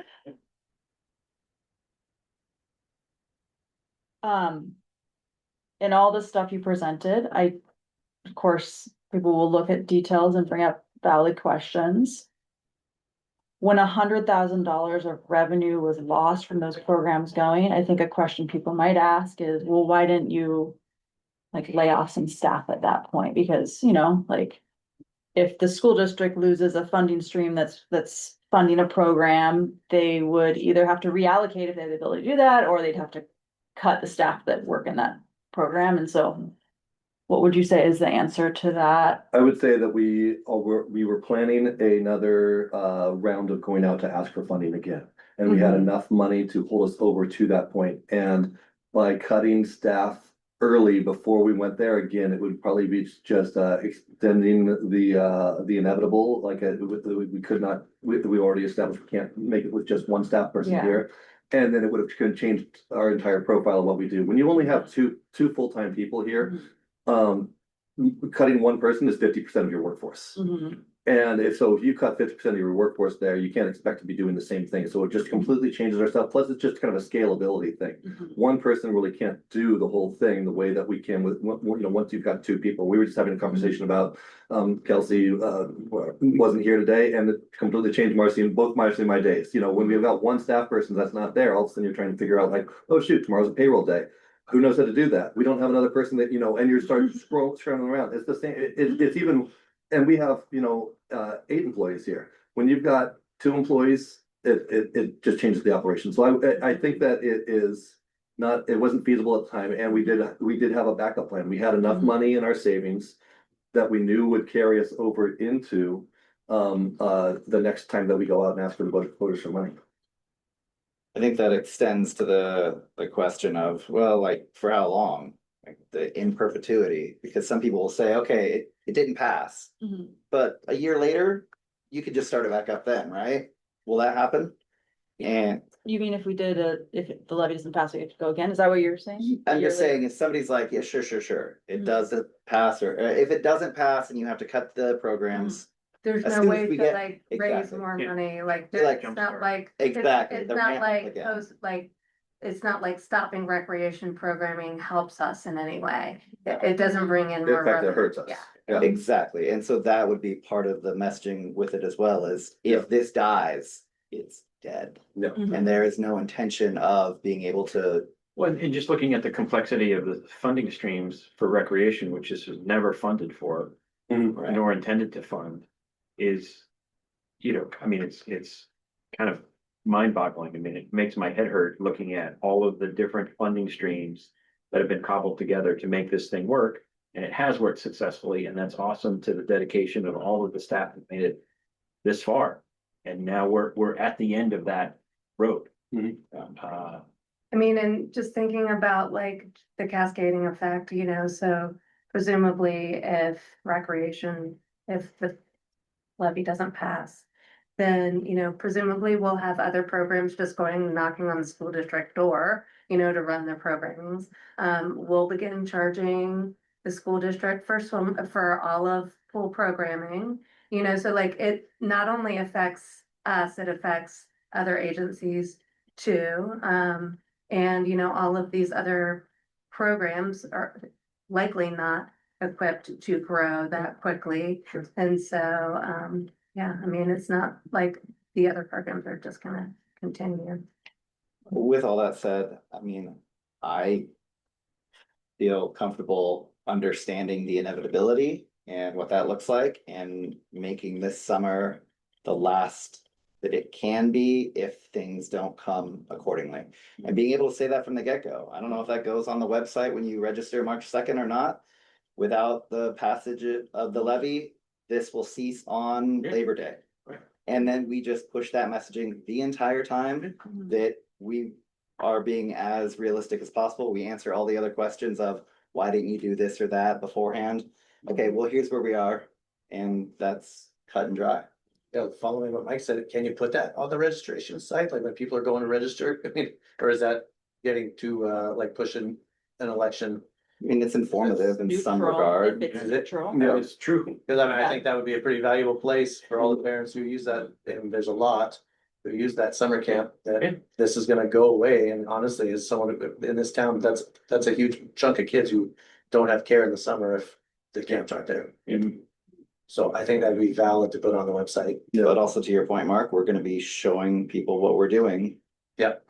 For the summer, what they have and getting ready for it. and what it takes. What it takes. And in my mind, that gives the best to the current staff as well. I do think that that may be difficult come May. If things don't work out, what it looks like for them over the summer and for the district. But it's still as respectful as you can be with, here's the reality of it and what you can plan for. So, okay, the monthly burn rate's 14,000. We're expected to have 99,000 at the end of projected at the end of June. So that would even give wrap up time. Yeah, and there could be After some the other summer. wrap up expenses as well, Mm. Yeah, and again, it's all projection, this is stuff that we'll probably be working out in the budget as Yeah. as we get in the budget of exactly how that would work once we have a little bit more detail on it. Yeah. And, you know, there wasn't possibly just, you know, because we've recognized that some programs like Columbia Gorge Youth Soccer might not be able or have the capacity to take on programming, you know, trying to figure out like how to work with that. So like, maybe it's that we run like, you know, a fall program or two. I don't think so. no, it needs to, I think it needs to be really Yeah, Clear. I think, clear. yeah. Yeah, I think that there's a consequence there. It might be Yeah. that we have a year that does not have that, and no one else is able to pick it up. It'll be confusing otherwise. Yeah, Yeah. and it's just gonna extend things, Mhm. yeah. I think we have to have a sharp cut off there. But if we know, we'll have like a full summer with the stuff, Yeah. when we can also support in other ways to where if there is a group that's like, we don't know, we don't know what we're we don't know where we're gonna store our stuff, we don't have any soccer balls, things like that, we can say, you can use this equipment, we can use this other stuff. We'll have to make decisions on what we want to do with the equipment, if we want to try and help the other organizations by distributing it out there, or if we want to keep it here so that we could turn it back on again if we did get funding at another time. You know, there's a lot of different questions and different things for another day that we'll have to figure out there. yes. But I think that what we need to do is say it's a strong. Done at. Yeah. You need a resolution to say, we concur with funding the programming through summer only. A motion, you could do a motion if you, you know, if you chose to make it official, but, Do we need to though? I mean, Yeah. I think that the board direction here is enough. I've got a quorum of the board all stating, Through June, yeah. Done. Wait, not. I'm sorry. When my birthday is. I will say, I'm feeling optimistic that mean, I think if we keep this messaging out, I Yeah. think people, I think we're not gonna get to this point. So I'm just gonna put that out there. Yeah. I mean, Cautiously optimistic that at least that we got the levy. it can support. be compliant language. I mean, so, you know, For the notice. yeah, factual, language, so. Well, and I think, I mean, I know that we, if the thing doesn't pass, and I don't want that to be the message coming out of this meeting, and I know none of us do, is that we're all working hard to make it a successful ballot measure, both. And that's what we want, that's what we're working for, and we feel like that is achievable. These are the unfortunate and very messy parts of governance, when you have to provide for contingencies that are things that I absolutely do not want. Mhm. And being clear on those contingencies, Yeah. which we're doing. So I Exactly. think we're doing what we need to do, but I'm still optimistic, so. Hell yeah. Yes. Okay, well, thank you. That gives me enough direction here, to move forward. And we'll move into the next part, which is the ballot language. I'm going to stop sharing my screen and let Marcy share.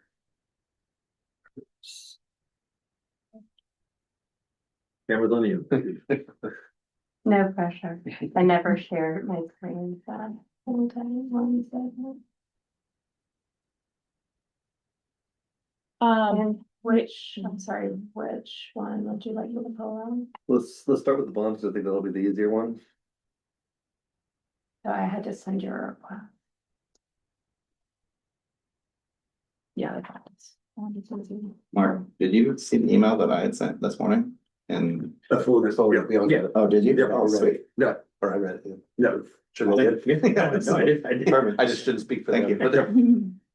But Let's see. Oh, it should be able to share, and I allowed you. Oh, there we go.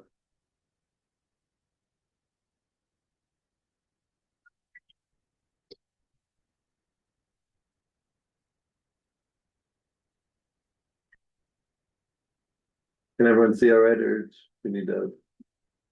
this is the one that's already corrected, it looks like, right? With all those corrections. Yeah, this is and she's got it to no markup right now, and she can move it to be able to see some markup, but I thought the markup was a little busy when we put it all in there.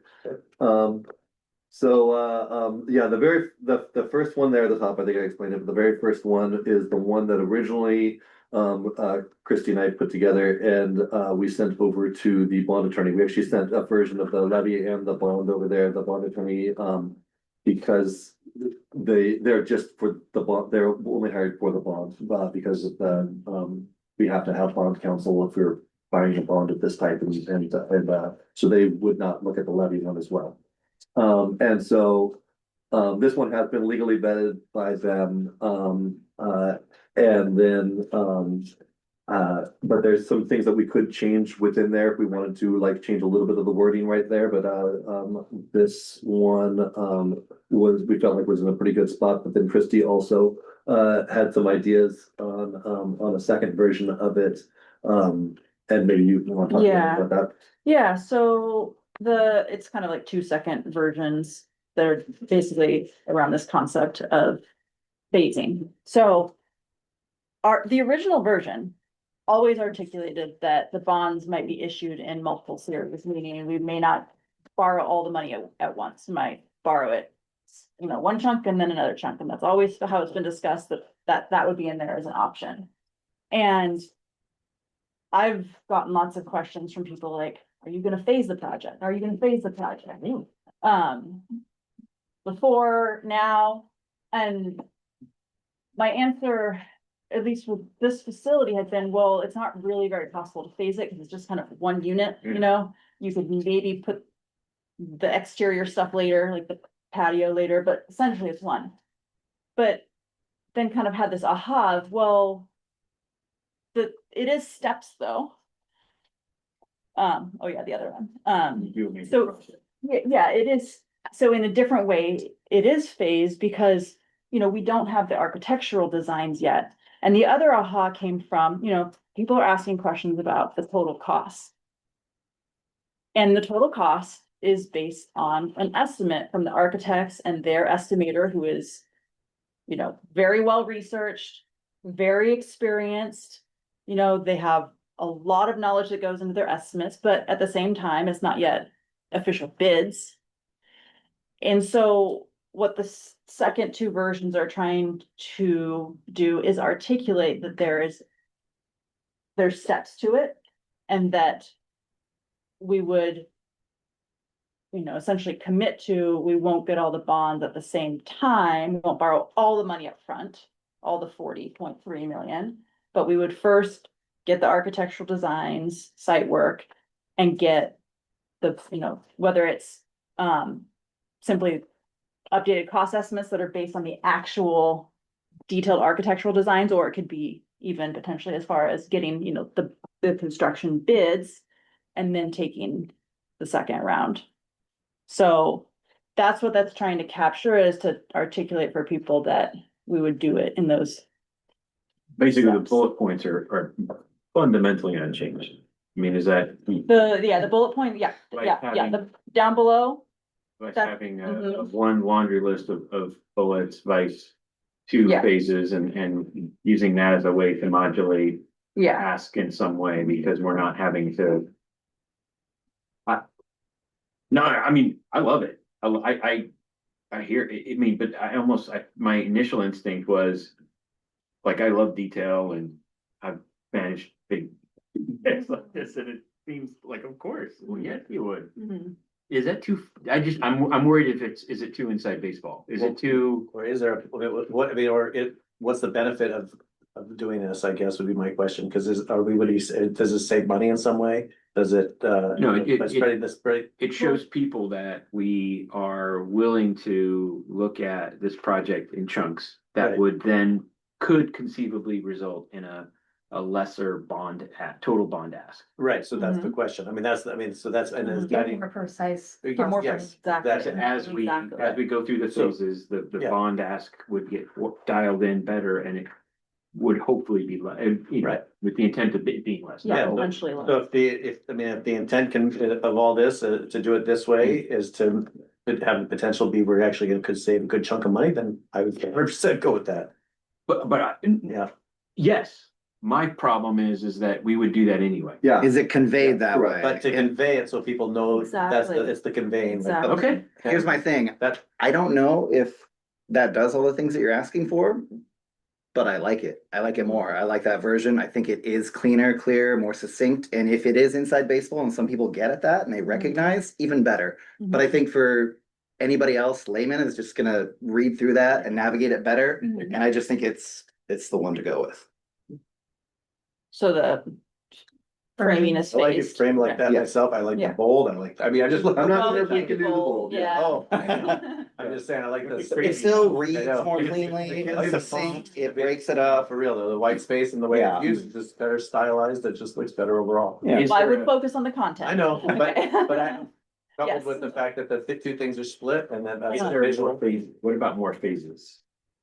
I'm just saying, like, Yeah. I'm in, Yeah. like, I get it, and, To add more, you know, I would. Well, well, this- no, but yeah. not to add, I mean, not to add more to add more, but I'm just saying is embracing this approach, Mhm. two phases, piece, Mhm. you know, is it, closing out, construction, closing out the, ramping up pool operations. Those who want to just- ask will, and I think we can get to that if they do. And for everybody else who doesn't ask, Oh, right, but I mean, but they're already asking. I mean, but I don't know if it's meaningful to add phase three, ramp up, cool off, I'm just, again, just because if we're gonna do two phases, I mean, I'm not sure it belongs in the ballot. Yeah, I think battle language is just what we're gonna design it, tear the building down, and rebuild, Yeah, that's yeah. it, that's what we're, that's what this is for. So then there are two versions that apply this concept. Do you have a preference between the two, or anything from, one that you really want to make sure is included? So you have bullet points on, let's just try to Yeah, call out. right, the- exactly, bullet points there. Bullet points. Yeah, I like bullet the second points. option. Yeah. The both, for both, okay. Mhm. I will call out something I highlighted coming in here, is that this one, no, not that one, the last one Okay. called out upon completion of the final design and cost of verification, the district will construct a rebuilt aquatic center. So it talks about cost verification, the bulleted one doesn't. I don't think Where- anyone will know what that means. You don't, oh, really? Yeah, Okay, I mean, maybe a few people, but Love it. okay. I mean, But I. Brian was the person I was thinking when I said a few Yeah. people. One. There's, I guess there's no harm in putting it in there, but I'm just not sure that that's plain language enough for people to really understand, or like understand that that means like. But I mean, but Hmm. let's embrace this, like, if folks are gonna call out, you know, the different, total costs and the sequencing of a bond. I think that pair or that sentence becomes critical, because it's like, hey, this is why we're doing it. So you vote, are we saying that we would like to see this, but in version 2? With a bullet point. I think the cost verification is, I mean, I don't think, I have a There's big two of grasp of it just because of, I Two can of us. understand language. Mhm. And I understand, but I think anyone who's looking at cost verification, they're just basically, it's reiterating that we're spending, you know, How many people are you using? responsible. How many people are you losing though? Because it's not plain language No one, and it goes no one. past them because they, I mean, you're. Not gonna lose anybody for it. I think, You're just I gonna, don't think anyone's, Nah. not either gonna- they're gonna read it and love it, Yeah. or they're just gonna be like. Yeah. Bullet points. So then remove, let's see, upon completion of final design and cost of Yeah, get rid of that construction of new. Yeah, so we don't need this. And then we'll just check word count. Of course, we have to run it by bond council and all that. Yep. Boom. Let's move on. Okay. That's it. We're on a roll. Keep this momentum going. Yeah. not a hard one. Yeah.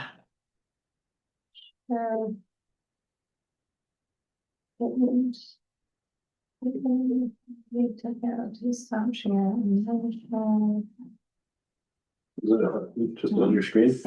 It didn't, I don't think it popped up, so sorry. But there we go. To be honest with you, like mentioning, okay, the PR guidance, like, anything clear and these recommendations. Oh, okay. Over there, anyone else? That wasn't planned. Of course, but it's, your. Or president, you're allowed to call people from the audience, yeah. I'm sorry? Oh, yeah, I'm sorry. No, no, And I'm the one that's blind usually, and I can't, I apologize. No, like, Yeah. Do that, yeah. so then, Okay. so okay.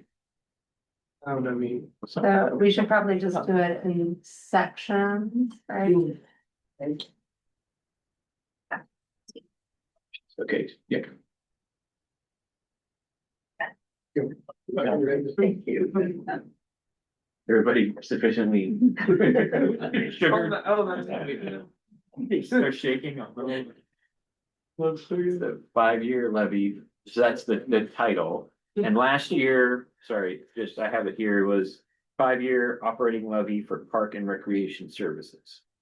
That was last year, or not last year, but the last bond, or levy. Wait, can we, so, who, are you facilitating this discussion? You're facilitating, okay. So. I was not gonna, like, I think that, Mhm. your suggestion on voting on what everyone top ones, I'm not sure, I think that maybe Joyce, because I think people will probably pick different pieces from each. And so I'd rather than vote on which one was their favorite. I think that we should do an overview of all three. And then, we can do kind of straw poll of like what resonates with you or where should we go, but. And unless I'm misunderstanding how you, it sounded like you wanted us to narrow it down to 2 first. Well, there's a lot here. Yeah. And if we go through kind of line by line, that could take a long time. I almost prefer to do almost like a straw poll to begin with, to kind of focus in a direction. Why don't I first like just do, we won't do line by line, Okay. but just kind of explained because Okay. the people in the public here should probably see all three options too. Okay. And this was not in our board packet originally, so. Yeah. So I'm just gonna go through here. So the ballot measure has very specific rules on how things are written. So first you've got your ballot title, which is 10 words that you're allowed to put in there. And you can see the parts that are highlighted are the parts that we've written, the other parts are the rules. And so we've got kind of the same options for both the ballot title and for the question or the description. So first you've got your title and then you've got a question. The question is a shall we, that's the sort of thing of just like asking the voters like what the thing is that we're going to be asking. So it has to have like the thing that we're going to do and how much money it's going to cost them. And a definitive yes or no that is clear on that. The way that the law works also is the very first thing we do is submit the ballot title, and the county is going to put that in the newspaper and ask anybody to comment within a certain amount of time. I think it's 7 days, whether or not that the ballot title is clear. And then we'll go in and we'll submit the other paperwork that has the entire description and all of the other stuff there too. But we were trying to get all of this stuff done. The deadline to do the ballot title is this Friday. I'd like to have it by Thursday, and we need to have a resolution by the board done. So we are going to have an extra meeting for the board, but it can be, we'll have to come up with what that date is, but it can be a Zoom only meeting. So we could do just like a Monday meeting that where I'll distribute it 24 hours in advance once we get legal approval of both of these. And we just need a quorum of the board to go on and approve. The 23rd? Yeah, Yeah. not this Friday. It'll be from Yeah, Friday. a week from, correct. So, So the 2nd of March? no, Friday the 20, you're missing a Friday in there, the 27th. The 27th, right? That's the deadline for me to get it into the, Oh, so you need it before yeah. that. So I'm thinking like Monday or Tuesday 23rd. of next week Gotcha. to have a special meeting, maybe one that's like 4 o'clock in the afternoon or something like that. That's just something on Zoom for us to come in and do the final approval. So it can be a phone. It could be a phone or whatever. And I know you've got 4 o'clock, so maybe not the best time, whatever time we choose, but well, I guess my point is, it'll be a very quick phone-in meeting. I want to have this at a finished enough spot where it's probably a 5-10 minute meeting of this just approving it. So our goal tonight is to finalize that ballot language. We originally were trying to do that, have it before, but there was just so many things we wanted the board to be able to weigh in on and everything and give you guys kind of the final look at this. And we were just kind of running out of time, so we got it. So that's what we're doing here tonight. So these first two, the question and the caption are the same for all of these. It's just the description where we did something a little bit different. So the very first one, Christy and I kind of put together, wrote between the two of us, that version 1 there. And this came with some feedback from our team that's helping with messaging and such. And we really just kind of we're trying to focus on outcomes with this one and kind of the positive of what you get and that sort of thing. The next one, maybe Marcy, if you could, because we're just wasting so much space on the screen right there, if you could just do like a control enter at the beginning of this, just so it drops it down to the next page, and that way we'll have a little bit more space. No, I'm sorry. I don't know. get it, So gotcha. just try and get each page, the page break, so it's on that, or you can shape the view so that we don't have the page break in between, but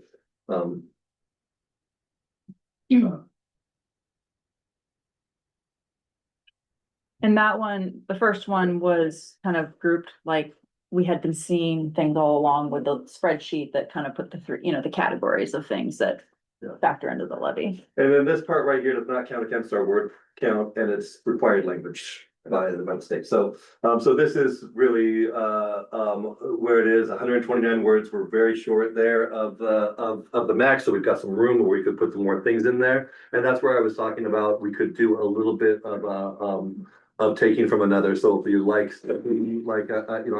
I think in the second version, there's some language about accountability and having a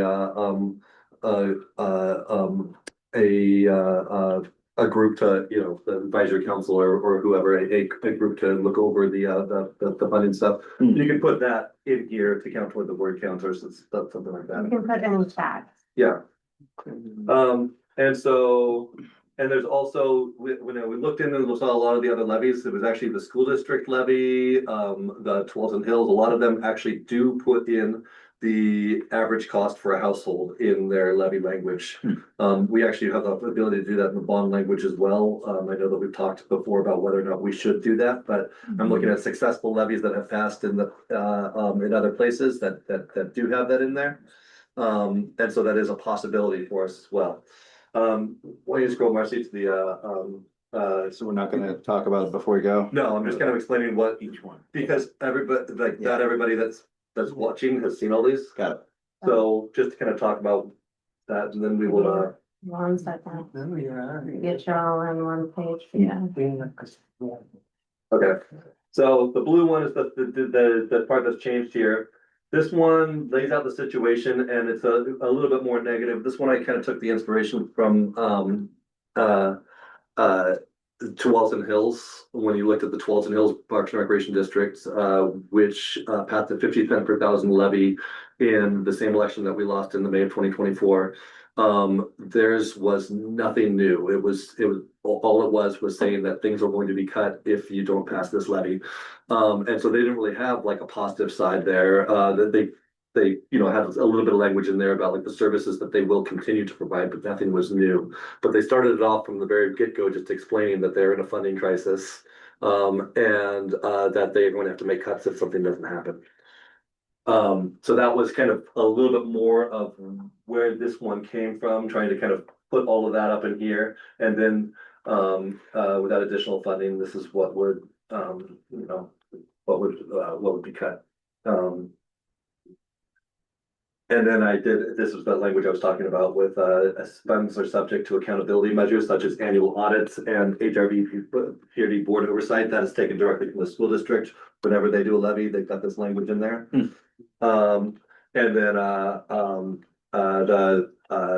this one was both from the school district and Tualatin Hills, both had one of these sentences in there too, which was just like letting people know the scale of what it is. And that's using our numbers. Both of them, I thought it was interesting. They both used the median household income, not the average household income and the median house. So I just used that same number. We could use either one. One of them did it annually and one of them did it by month. Tualatin Hills said $14 per month.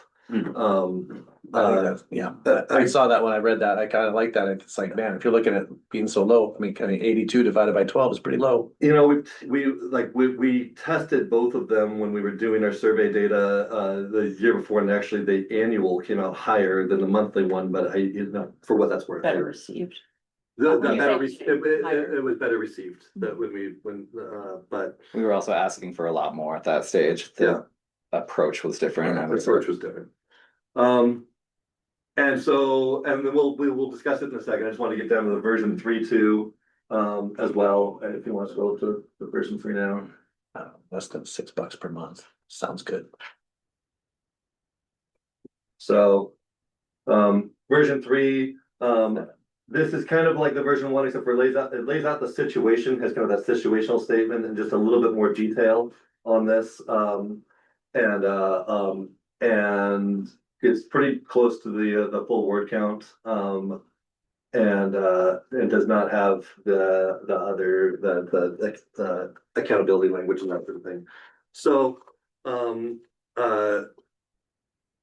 I think that probably we can open the floor up and just say like what speaks to you, kind of do a straw poll on which of these things that you like, and then there's maybe some other things, Christy. Before we open the floor, in the audience, we have an advisory council member, a foundation member, and the PR advisors. Yeah. Are you comfortable with putting out there that if any of them feel that they have something to weigh in on strongly, that they can raise their hand and do so? I'm open all the time to public engagement, so yeah. Well, it's not 100%. general protocol, No, right? I know, I'm just saying, so my answer is yes. Okay, so if you Yes. see things as we're Yeah. discussing, you're like, I wanna provide guidance here, please raise your hand and we'll try to call on you when appropriate. Thank you. Yeah, thanks. Well, so embracing that, Mhm. you had something to say. Median, specifically average, when we take an average, you have to describe which type of average you're taking. Sure. So when you say median, it's a specific type of average. It's not just the average, it's the median average. And the other two types of averages we could take. I like rocking the math, so. That was hard. Okay, I like one. I'm firmly convinced that if we're discussing assessed value, we're losing. It just, and that's just my view of having previous conversations and, I just What do you mean by that? We're discussing what we're losing. or- assessed value. Oh, If we assess. mention that, Yeah. we're losing? I wonder then how so many people win while doing it. Yeah. Why it's just Yeah, us can you that- explain that? I know, I found it not to be a convincing, line because of, and we did a bunch of education in the last effort. It just. It's important. It defines exactly what you're gonna be, what your tax burden is going to be. I just found that it didn't. It didn't land. And it is absolutely 100% defining what your cost will be if this passes. Which seems like a good thing though. I agree. Oh, okay. And that's the disconnect that I've experienced with many voters. And yeah, and that's, and again, that just the appeal of the first one. the thing I'd like to see with number one though, is a rearranging of the bullet points, because both version 2 and 3 go recreation, aquatics, and then maintenance. Number one doesn't do that, and I think it flows better if it does that. It's still not my favorite. I'd still probably like number 2. For the reason, the negativity is one component that I know Mark gets on. That's actually what got me onto what you guys got today, with some of the positivity of research and how I hope after all this diligent effort that we put together on what it costs and what that does, we can focus on the benefits of, the next 50 years. But I think that there was a contrast there in the second one that I like how Mark kind of presented that, the Tualatin Hills in essence. That one resonated with me a little bit more. But I am okay with number one. I just think the bullet points would flow better if they were like the other two versions. Why, and have it mirror the listing in the title. So if it went, I think it went trails, park, recreation. Yeah, so right now the title matches the order in number 1 Okay, Yeah, so I would switch that as well. title. Right, but You guys okay calling on Kate, or do you wanna weigh in? Kate talk first, then I'll talk, yeah. Oh. or whoever. Yeah. Quick question, if the bond is sequenced, is the property tax then also sequenced? Yeah, Mhm. the property tax only goes in when we decide to do it, and we can only sell bonds at a certain time of year. And so if we don't sell bonds by August of the first year, which we wouldn't if we decided to do that, then the tax won't kick in until the following. That may be important, Mhm. Important in a good way or a bad way? a good way Okay, just making sure. Yeah. Yeah. to the property tax owners Mhm, because of planning. mhm. Okay. Gives them more leeway. Yeah, it's more Lead gradual time. increase, yeah. I'm gonna You're do it. You might want to put your camera off, so my see. I just click to promote Kate, the panelist, if she'd like, and then she will be able to see the other two. So I think that she just will pop up any second there. because she's now a panelist.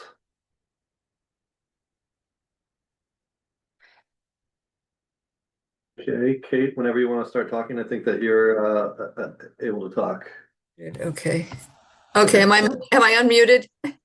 Yep. I don't mean to still be the mayor. I'm not the mayor. It comes up every time and I have to change it every time I come on. Oh my God, and then I forget. Sorry about that, guys.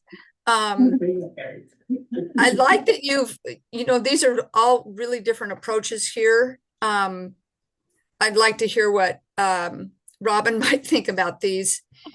But I like the second one actually. Because I think it's something, I like the way Mark has phrased it, because yes, it's negative, but it's kind of what we're going to be talking about in the campaign. This is why you need to vote for this, because you're going to lose these things. And so I think that's why I like it better, because it is going to be reinforcing what we're going to be saying during the campaign. So that's my 2 cents, but I'd like to hear what Robin has to say about it too. I might chime in first real quick. Go for it, yeah. I just wanted to say, agree that I think option 2, in my opinion, is the strongest by far but I would add with 2 caveats. One, I think if we take out a little of the few of the words up in the first paragraph, and then with the remaining words, maybe drop in, if it passes, this is what we will use those funds for a little positivity at the end as well. So it's not just straight negative. I would take out the part on there about the building 9 parks and 60 miles of trail, because I think with no additional maintenance funding, because I wouldn't highlight that personally, since that's one of the big critiques people might bring up against us. And so I would take that out, which would save us some words, and then use those additional words to put in some after this, after what we're going to lose, or what we have to cut, with something like, if the levy is approved, HRVPRD will use funds too, and then some simple bullet points of the 3 things that we're going to offer, simplified versions, whatever we can fit with the word count. That's my 2 cents on my notes when I looked at it. I agree with the cutting. I don't know about adding more things. I think it packs enough of a punch kind of as it is. I mean, we will have more words to go through, but that again leads into we've done our due diligence here to get everything prepped and understand what the impact is going to be. And then I think that the coming months are all about focusing on the positivity, and that's what we're going to be really pushing forth to everybody. All the messaging, all the branding and stuff is like, here's what's coming down the pipeline. If not, but let me tell you about the good things coming for the next half century if we do make this happen. So cut some of the content at the beginning about the specific things, add some positivity at the end, but kind of overall focus on these are the things that are going to be lost if the levy doesn't pass. I think the focus should be there. Mike sounds like he doesn't want to have the positive at the end, which is not fair. I personally think we should have some positivity at the end on what we could get with the funding. But maybe that's what we do with the messaging. Yeah, I know, I 100% agree. Yeah. We can do that with the messaging for sure. I will say, if you look at Tualatin Hills, one which I got on my screen, and I can take over sharing and show that if you want, just because it was what we had used as the example. You want me to stop sharing? Sure. And then I'll just do a quick. I had a question on the cutting version, which was whether it's too ambiguous about how the levy money will be spent. Like the other 2 are more explicit, it'll be used for parks maintenance, changing it from the management, like this and this, it'll be used for the aquatic center operations to make sure this happens. And, that, and maybe that's a legal question about whether there needs to be any more specificity here, because it's like, without additional funding, HRV will cut operations and services such as. So, is that a legal question? So you're saying in version 2, we don't have what it will do. Yeah, and it's like there will be cuts. And they may include, or I guess I should say they may include, but including implies there could be more. I'm just wondering. Well, is the inverse assumed? I mean, and I think to Mark's point, like maybe it's assumed that if you're not cutting recreation, then you're running recreation. Well, can we, And hear what, I wanna hear what Robin has to do. Hills was approved that legally. Yeah, Before we get too lost in the weeds. Yeah, two dish, yeah. Yeah, can you bring it back up? That's how. Sure. I got- Sorry, Yeah. If this is, what's complicating this thing is we've got the bond and the levy, and that's what's confusing this discussion. Generally with these types of campaigns, it's not a race to the bottom, it's a race to the top, right? You know, like that negative language is like sometimes can like start a conversation from that negative point of view and then drive it into a kind of more negative place. Where when the reality is we really want really good programs, really good support for those programs, we want a good pool. We want things, facilities that are positive and really support the community, right? That's what we all want. So specifically when we talk about the bond, you know, saying the pool's terrible, the foundation, that can have that can have a negative impact on the outcome because we're kind of focusing on the negative. We're saying we need a safe, awesome facility that supports everybody.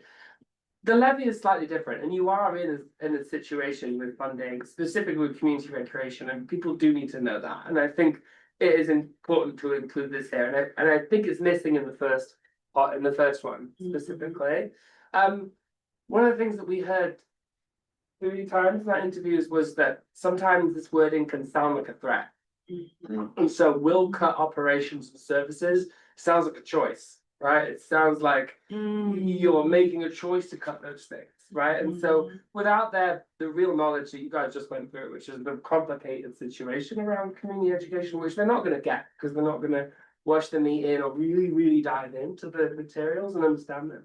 So instead, when we say like, will be forced to or will indefinitely cut, it does have to be specific, right? It has to say like we will cut it and not be like we might cut it, because might is also creates this like terrible ambiguity that we then face on loads of levels. But specific without it sounding like a threat is where I think I would recommend going with it. Does it help to balance it out with having, you know, saying, well, what if it passes, we could get or we could get those things, I mean, that's why I was And I saying. think that you it was a need to positive. include that. Yeah, that's another thing this doesn't include is the positive. The like this is gonna be great because this is what's gonna provide it. But that didn't pass.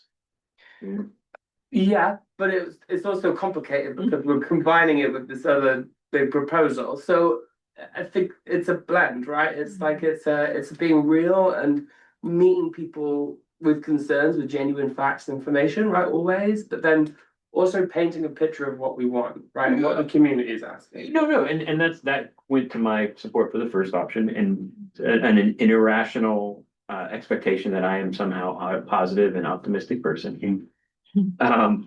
But in the end, it didn't pass.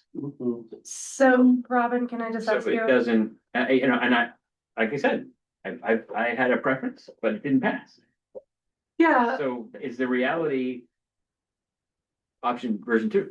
It's not like it didn't pass just because the language was positive though, like it was so it's. I mean, no, I mean, Tualatin passed.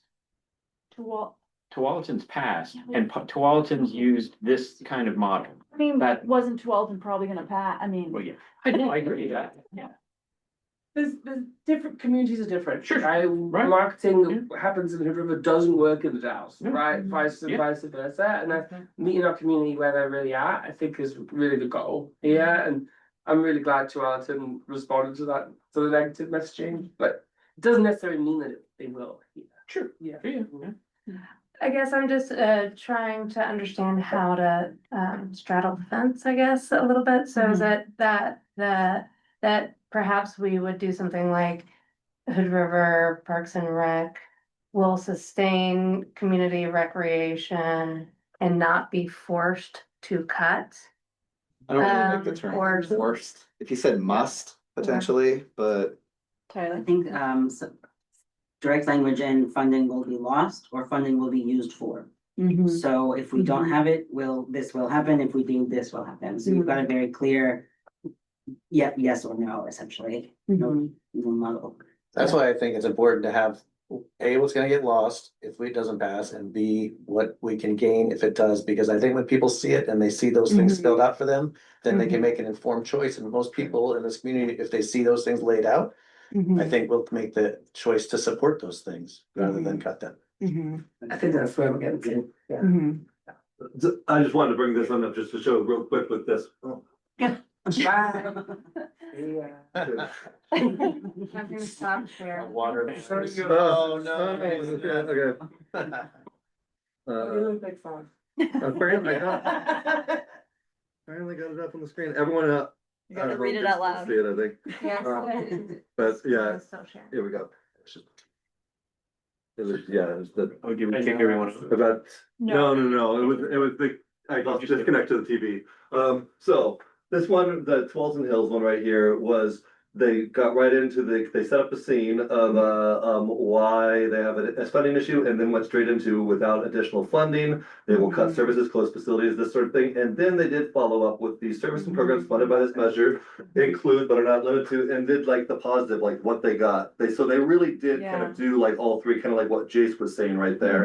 And were able to kind of like put it all in there. When I said I got my inspiration, it was just that this was the only one that I had seen, and all of them that I looked at that started off with a kind of a doom and gloom. But they kind of it told the story within this. I think the story is the key. I think that's, you need to say, paint it all out for I would it. imagine that that's really close to 175 for it. I feel like we counted this one before, like by hand, because it's a PDF, and it felt like it was over. And I remember us being like, "How the heck did they do that?" Right.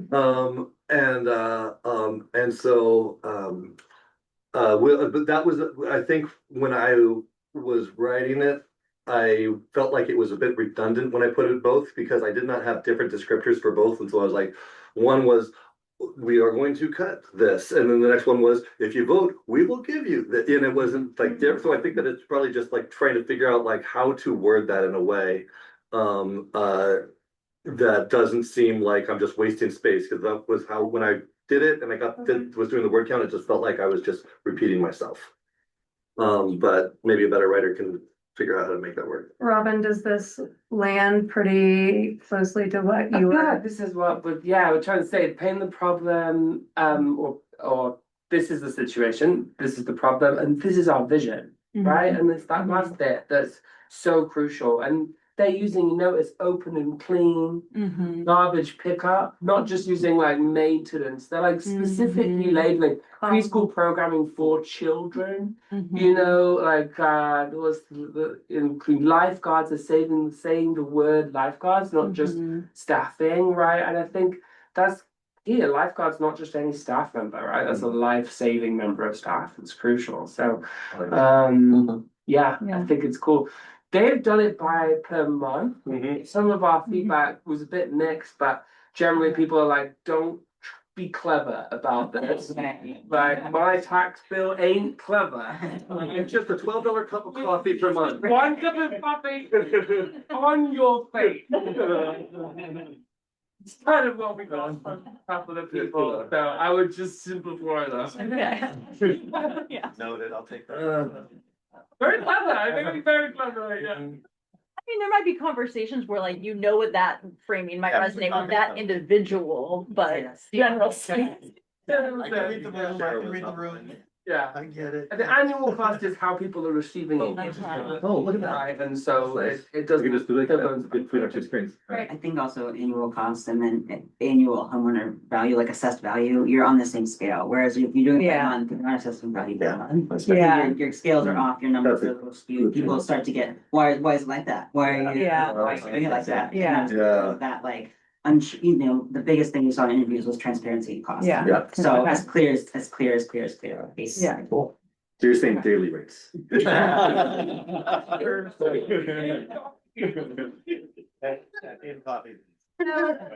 Sounds like if we really kind of follow that model, Yeah. and so it's a little bit of, it's version 2, maybe condensed a little bit more with some of this. So then the question is, is there any language, because I think that we can totally retool and combine these. Is there any language in either one that you specifically like or would like to keep, or think should absolutely be removed, I guess, would be the. And so I think I hear you, Jason, on the framing of the first part, and this whole area is gonna need to be, I think, reduced a little Yeah. bit, right? And I think we can do that. So is there anything else in this part that you feel like needs to stay and not be like cut down a little bit, you know? Like what's essential in here? Well, and I think one question just to verify is, are we the order of the things? So one of the reasons that we put Parks and Trails first was because that we have some, We're talking a little bit about this. okay, because so you don't want Well, Yeah, yeah, but yeah, it's all consistent, like throughout. throughout, Yeah. Better. Was that's something that we have some data that indicates like the most people value that. You know, recreation is most of the people with kids plus some adults. However, you could argue like the recreation is like going to be one of the biggest, most visible hits, cuts. So I didn't want to put pool first because I think it's important that people understand like it's about more than the pool. Fair, totally agree. Yeah. I think the pool could be last. Yeah. Yeah. I like this order myself, park, pool, and then rec. I mean, I like that order personally, because I think like people think parks, think the trails, that's just where their head goes. And then I don't think you want to hide the pool. I think it's still a huge aspect of the asset of the community. And then the rec services, while that is, I mean, I think they're still gonna see that's, especially with all the other stuff we're talking about, and then it comes out. I think that orders, I agree with personally. I agree. I was looking at essential services too, like really feel like park space is an essential service. I feel like pool safety is an essential service. I feel like recreation, while I believe it's an essential service, I think that it's the one with most subjectivity for people that are thinking that's a nice to have. Yeah. But that being said, with it going away, I think that it is one of our main things. On the other side, that we are going to be like that a group will be out trying to use for promotion and such. But in the ballot language, I just felt like it was Okay, so then everybody feels good, straw poll-ish about park, pool, rec. Oh, I have no. I have Yeah. one piece of feedback. If we're, depends how you write the problem statement around budget. And if your problem statement is community education, we're losing community recreation, and then that's at the very bottom of the vision list, that could not go well. You might want to just reflect it back on the first or the second point if you're using it as a primary driver of the problem statement. Just so it's Okay. like problem, solution, right? So we can kind of first at the bottom of the list, and it's the problem that we're facing, and then it's the bottom of the list of the things that we're doing. Might not align. So I would guess, I would predict that we would do kind of a general statement and then we call out community education or youth recreation. Like, I wouldn't think that would be the very first sentence. So if it's not that, if we lead with a general. So Yeah. Those are the bullet However, points. the, If you take yeah, out however that the problem last. statement goes, just reflect it. Okay. Yeah, is what I'm saying. Well, what if on that problem statement in that first paragraph, I assume, I mean, what if we, I mean, is there a way to eliminate that that last sentence of and in 2021? I know, I mean, if that's, everything else is pretty much saying that, right? I mean, over the past 20 years, we've grown. And then revenue has not kept pace with inflation, period. I mean, can't you just end it there, or do we need to expand on the problem? That matches right now. Yeah, the quick way of saying the 9 parks and 6 miles of trails is quadrupled in size for you guys. If you wanted to have a shorter way of saying that, I'm not sure. I'm debating whether you're mentioning the fact that, because that's something that people complain about, is that, well, you're just buying land and then you can't take care of it. I mean, without understanding that there's more to it than that. And I think that's a key thing to the problem statement, though, is why we are where we are. If we had never done any of that, we would not be in this situation if we were just taking care of the pools. And we've done that stuff over the years with feedback of the public. The public has wanted that stuff. So I do think that that is a very strong, or an argument that a lot of people will use, but I think that there's an argument on the other side, which is we were We are a public agency where people ran for these positions and they run on a campaign of building and things like that, and this is what the people wanted, because they voted for it, it's democracy. Why we're here, but. The second sentence, I think flips as well, because I think operating costs is not, so revenue has not been kept in pace with inflation, the rising operating costs. I think operating cost inflation have been Outpaced. have outpaced inflation, right? Yeah. Yeah, outpaced the current levy, Yeah. and I will get rid of chemicals in there Yeah. Yeah. as well. Mhm. It's true. That's not. Right, just operating costs. I mean, Yeah. the operating costs by its nature includes blah. Yeah, and include all of that in FAQ. Mhm. If people really want to get into it, yeah. And then that last sentence, we start in the sentence with in 2021. I would start the sentence with the problem. The district is facing a funding shortfall with community education and maybe forced to make cuts, right? Mhm. The story of how we got there is less interesting and less important to where we are right now. It is important, but it's not. Yeah, Like, So you're talking about eliminating mentioning the school district, essentially taking that out. well, starting with the problem and then maybe saying why and qualifying the statement. And I'm not quite sure how you want to qualify the statement, but I would start with the problem and then go to that qualification where kind of starting with the qualification and then saying, no, we have a problem. Yeah. And I think it would be stronger to start the sentence with funding shortfall. Because it's really, it's problems. That's the thing. That gives, some They voted for say some cuts to community education. Yeah, community education, school hours, like the things that really people care about a lot, right? And then without additional funding, HRPRD will be forced to cut operations or will, I'm not sure if we're allowed to say that. We'll lose funding for operations. Yeah, would lose funding for I don't know if operations. we lose funding though, because we don't, it's not that the funding's going away, it's just we can no longer afford to do it. Well, So- I think that's where we get into Yeah. following that model that kind of laid it out nicely of Yeah. without the funding, this will be lost. Reduce With the operations. funding, it will, or this funding will provide. That. But without funding, Without it. we will Yeah. cut services in Yeah. those facilities. Yeah, that's Okay.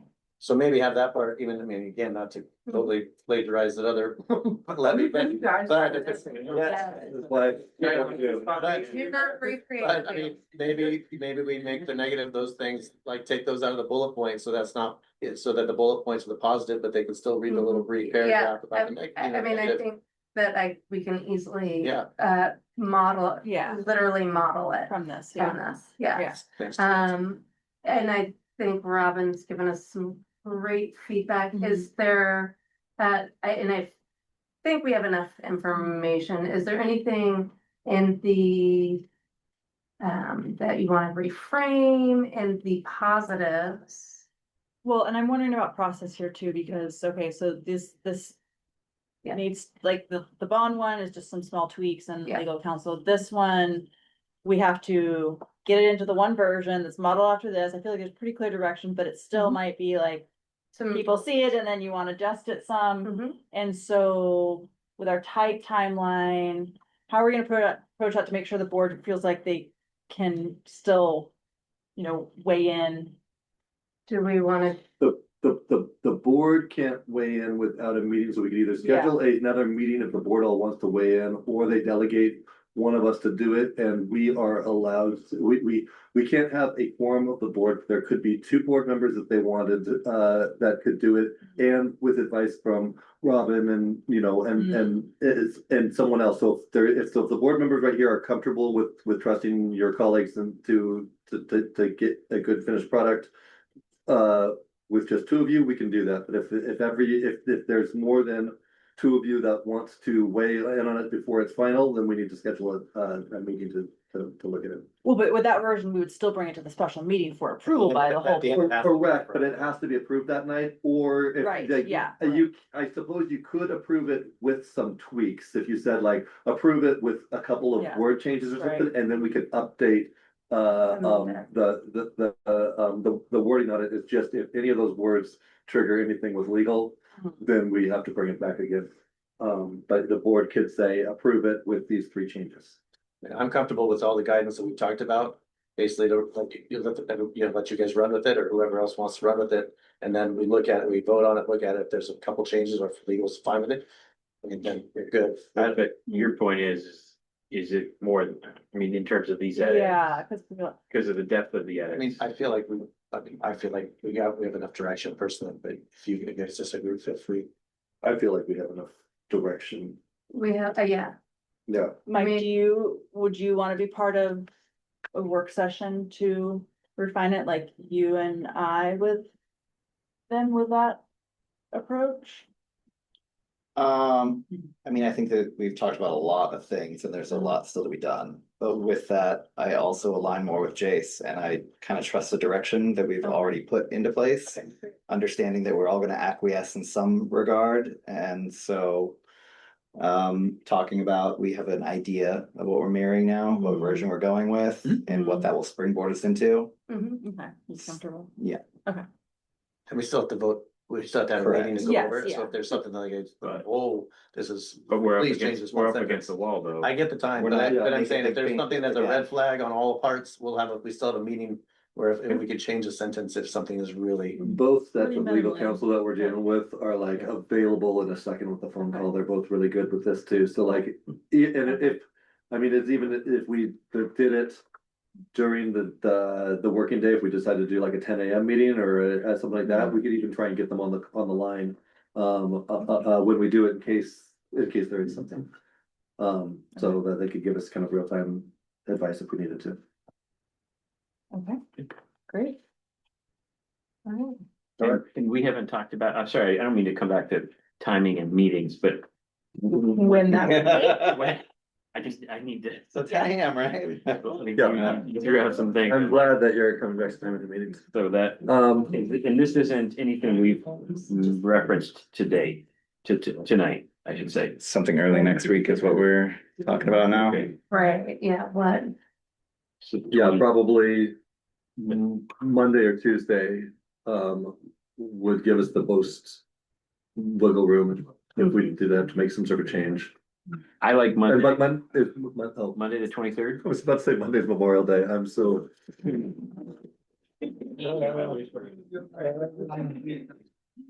Yeah, that's. burning out.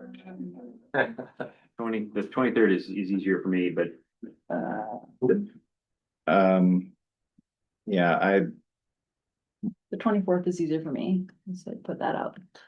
I'm out of town then, so it's, mine is early on Monday if we're rocking and rolling like 8 or 9. I could do 8 AM. I can't be here on a Monday morning, but I can at all until noon. But Tuesday's fine. but- Tuesday 10? Tuesday, Mhm. 10, is that what was that? I'm probably not there for that one. Might be able to move Monday things, but evening, I can be on. I could do evening. I could do Monday evening. Yep, same, I could do Monday evening. Monday 6 o'clock. evening? Okay. And is it in So person? we probably won't get And the, for- well, we might be able to get Ruben, but I don't think we get the other attorney, they might. But if we're doing it on Monday, we'll still have time to turn it around in case there's any sort of a change, but my guess is that we'll be pretty darn close, especially the bond, I don't even think Yeah. we really need to change. Yeah, very minimal. Cause we've made a couple minor changes, it's not gonna be much, so it's more on the levy, so I'll check with Ruben. So what time? I think people were saying The evening? 6. 5:35, yeah, so Okay. that's fine. But that should be pretty quick, relatively, right? That's. Yeah, that's not what we said. it- Should be. Might even be Zoom. that's up to you. You laughing? Yeah. Right. And Yeah, it's a Zoom, network, right? Yeah. Yeah. I'm leaving these. Yes. But- Yeah, Monday last. Monday, 23rd. Okay, I will get notification after that as soon as possible, or pretty soon. On the bond one, something thought of, we call out the warm pool, but we do not call out the competition pool. And whether that should be explicitly Yeah. called out, whether it name or name and size, or probably not size, but. I don't know. We already say similar size, I think, Like it's implied by saying similar size, but the warm pool is called out. Yeah. And competition pool yeah, is not called out. so, yeah, we can, if Yeah, if we we can get add the that. word, we can fit Add it. that, Yeah. okay.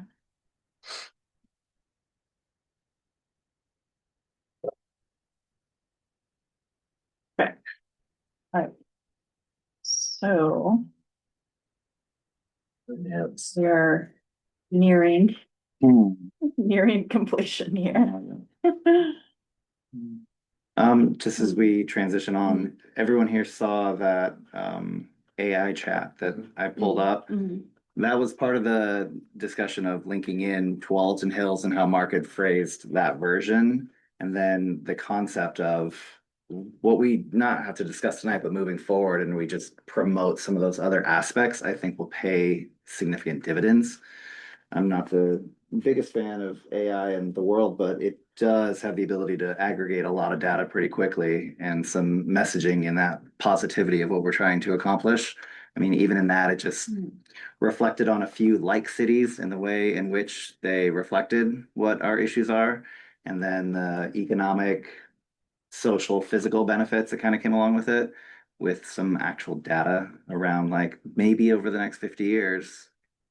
I found a lot of flaws in the data. I think it just, I love the framing of it, and I think that's where we go, but I think that we'll have to do a lot of research on our own and everything, because there was a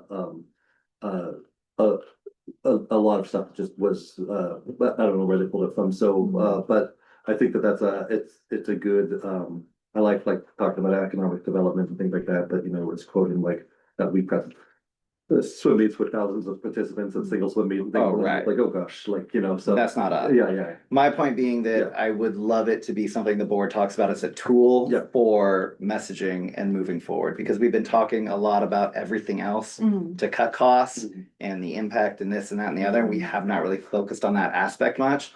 And I do think we missed that the last time we went out. I don't think we hit some of those marks very well, and we were on our heels the whole time, trying to defend all these other cuts and the costs and everything else.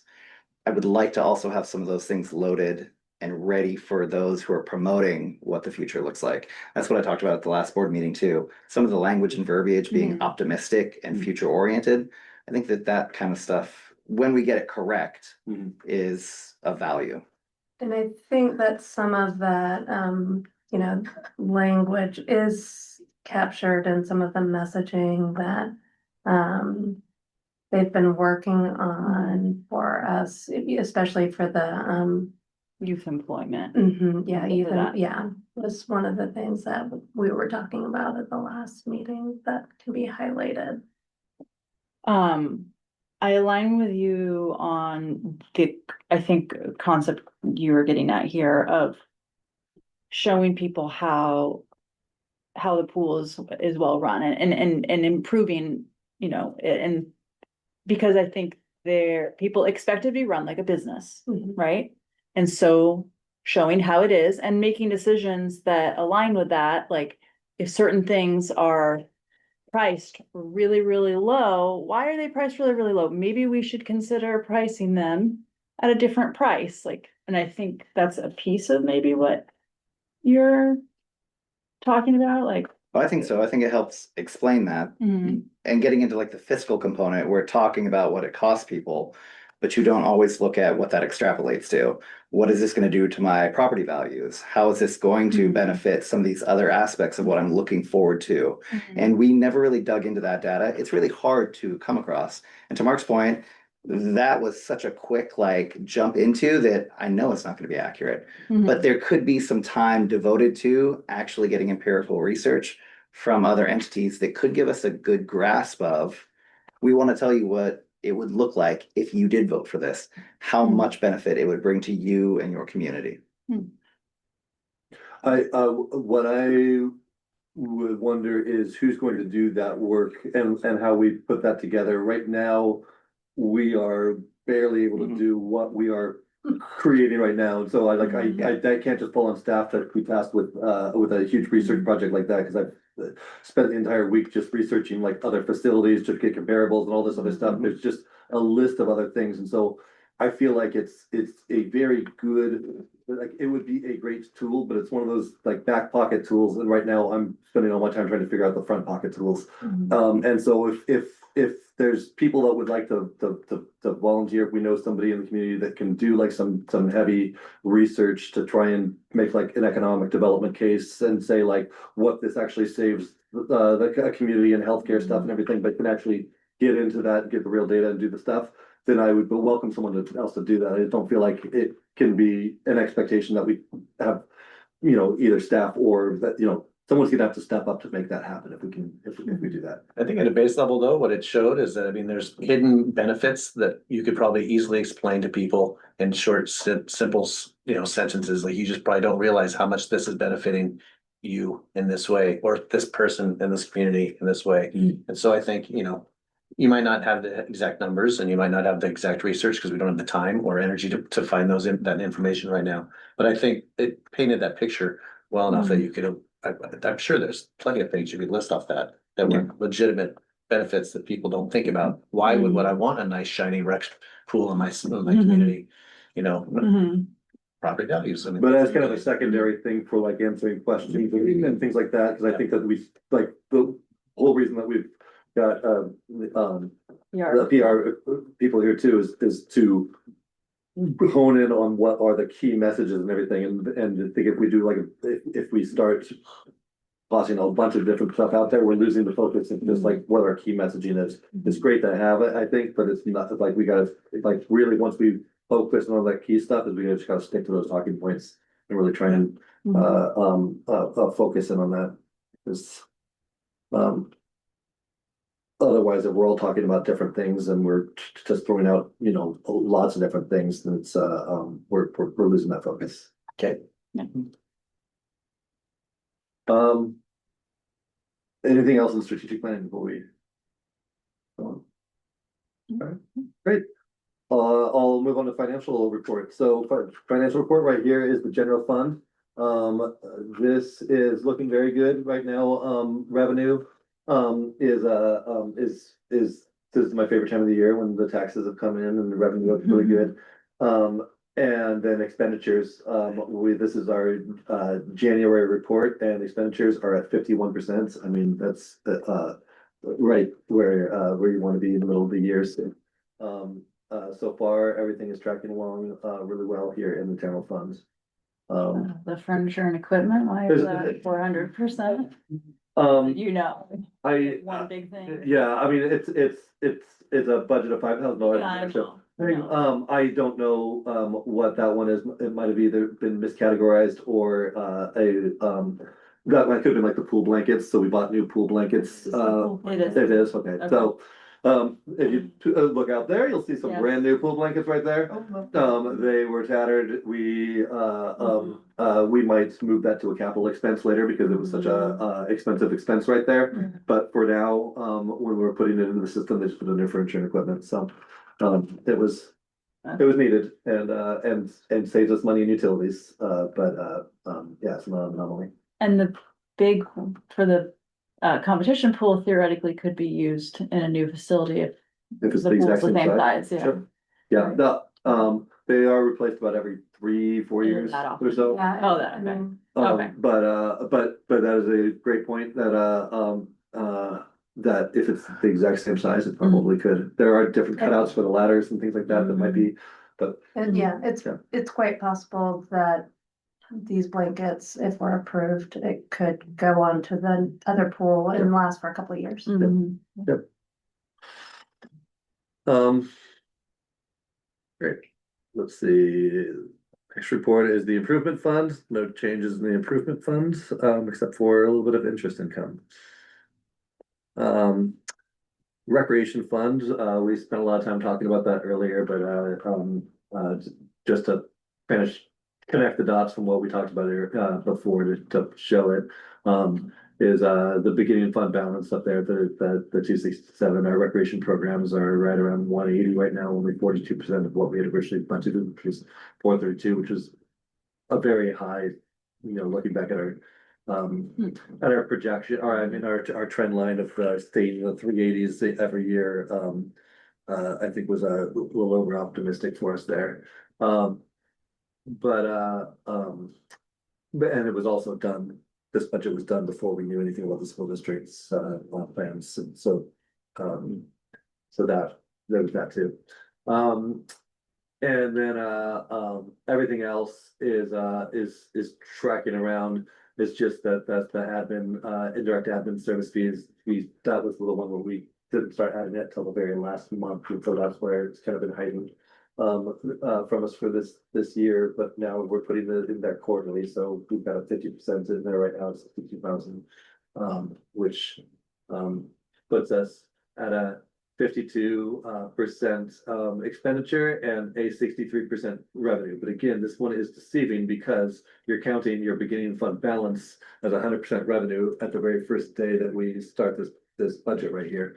So, what we were trying to talk with staff about is do this again and remove that number. And then you'll see that, where you are actually. So really, if we brought in 180,000 plus the 252 right there, and the expenditures is at 278, it shows a better picture of where we're actually at if we didn't have a big infant house anything. And let's see, and then STCs. Not too many big changes from last month. One thing I've emailed Kelsey about is I'm not sure we should have a much larger expense in the Parkdale Park. We transferred money in December. And I thought that would have shown up on the January report, but it's not there, so we'll expect it the next month to see that a little bit different with the money we did when we purchased that property. But not nearly as much as we budgeted for. It was 130,000 then there, and we actually. For final SDCs. Yeah. Yeah. Much less than what our original budget was there, so that's good. And Yeah. Yeah. Right, yeah. That the original budget's 335.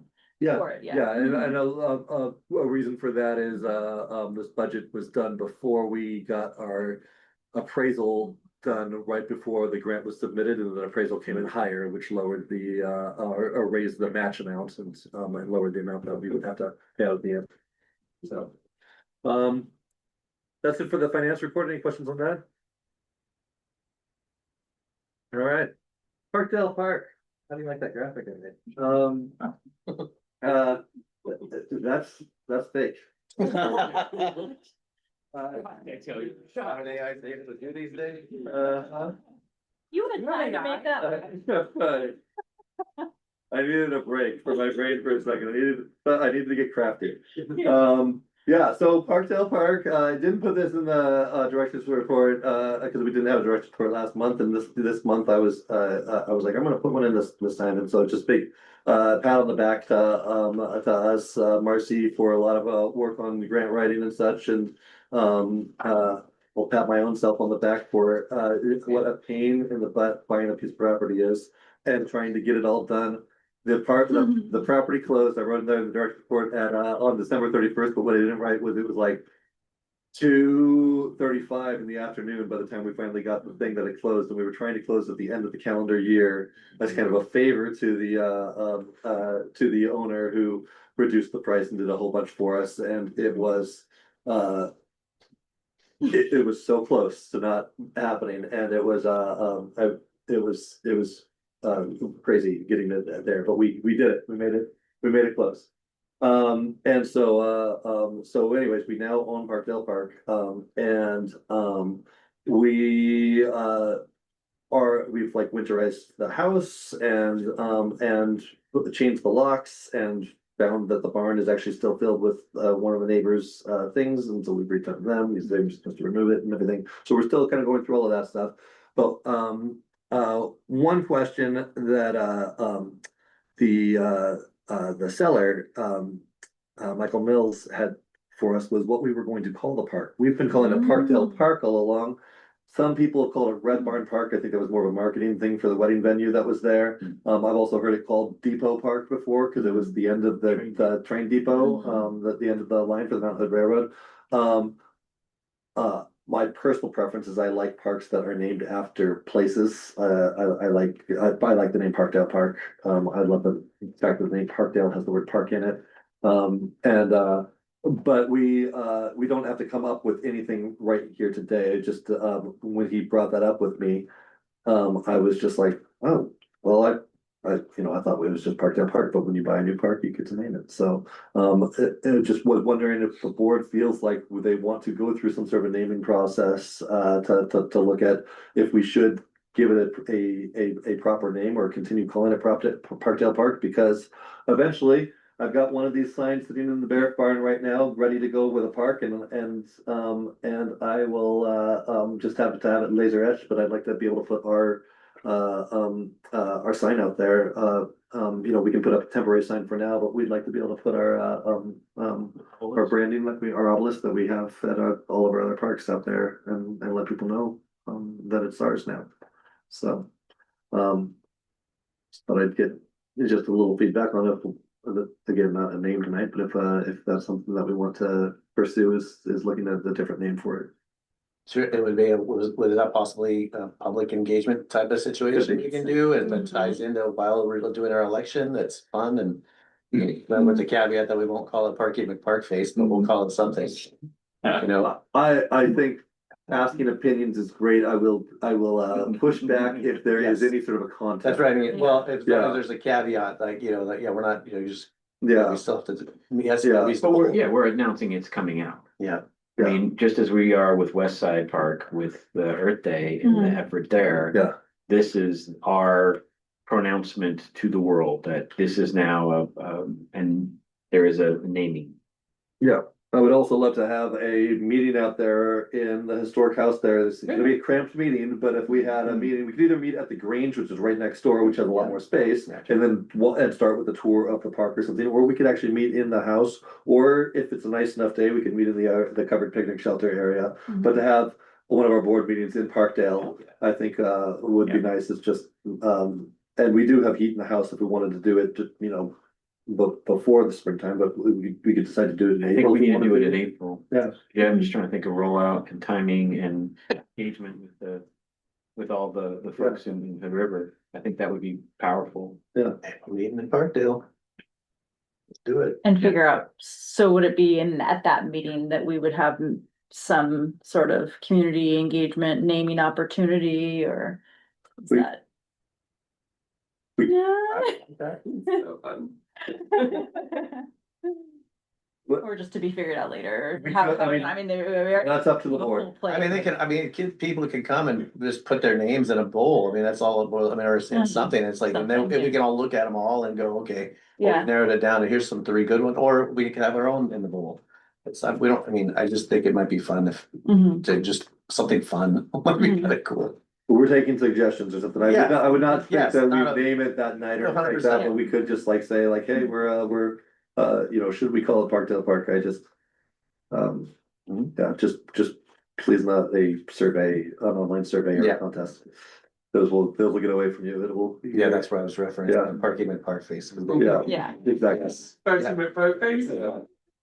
They did an online thing to name a snowplow. In and they called it- Portland, Yeah, yeah. so Yeah, that's what happened. They're very cute. Yes. they can be. There are some others that Yeah. that turn out to be a slur or something. Yeah, well. Yeah. Yeah. But I think, that's, if we could do, if we're gonna have our meeting up there and people wanna show up to the meeting to put a suggestion in the bucket. Mm. We might get some engagement, some people there, get excitement. Mhm. Is that possible? Yep, I'll do a little research on different park naming contests or whatever places have done. And Mills Park is always an option. right? Mhm. It was, Mike Mills had brought that up, specifically it was his mother, naming it after his mother, but then he walked that back and said, and it's not up to him, but there were his suggestions was, first he brought that up and then it was just, I mean, minutes later, he sent another email and was like, actually, kind of think of it, I like the idea of it being more inclusive, not having a specific person. do that. And then he was looking at Native American names as I was gonna well. say, there's the mountains around there have Native American names, it might be nice too. Yeah, so there was a couple of suggestions, there as well, so. Okay. Yeah. Sounds good. A lot of options. Yeah. With some public engagement with it. And then one other, just, and we'll have an executive session as well, but, just, an update on that is we will be removing, these trees right here that are on the property. And so I'm actually meeting with the owner, I think, early next week. The owner of the adjacent orchard here and the owner of those trees and such, and he's gonna help us out. We're kind of coming up with a plan on how we're going to remove them. I actually engaged Mike McCarthy, a former board member of ours as well, just because he's a neighbor, lives up Clear Creek Road a little bit there. Most orchards, when they remove trees, pluck them out with excavators and pile them and then do like a burn pile there. The fact that this is right so close to town and everything, I was asking Mike what he thought about like the perception of us being a brand new district or owner of the property and then burning an orchard in the middle of town. There's some sensitivity. And he agreed it's probably best if we pay a little extra to have them hold off site. And so I'm working right now with the neighbor over there. He thinks he might have another property and we're gonna see if we can move them off site. But he actually is requesting, he wants us to get rid of them by the time the trees start blooming, because of pest control and such, Yeah. because he does not want to have an unmanaged orchard next to him. And so I think that, we lean into that we are doing this for the orchards, removing it, because we don't want to have an unmanaged orchard. But I'll try and avoid the word pile if possible. So that is it for my director's report, but we have a good for the order if anyone has anything there, and then I've got a short executive session. Maybe I'll just say, thank you to the PR folks, who have, just been great to work with. But yeah.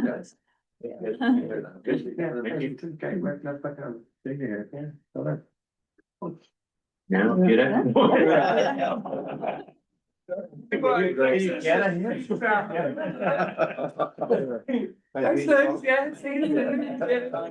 Take care. Thank you. I'm going. Have a quick swim. Yeah. I'm not gonna forget any, whoops, your glasses? No. Oh, yeah. Anyone online? I do. Oh, wait. So we need to record. Yep, you need to record the preamble. Do we need to stop this as well or after? All right, we are now entering executive session per ORS 192-6602E to conduct deliberations to negotiate real property transactions. The district board will now meet in executive session. All members of the audience are asked to leave the room. No decision may be made in executive session. At the end of the executive session, we'll return to open session and welcome the audience back in the room. All right, we are exiting executive session at 9:01 PM. No decisions were made. All right, motion. Motion to adjourn. Second? All in favor? Aye. I don't know.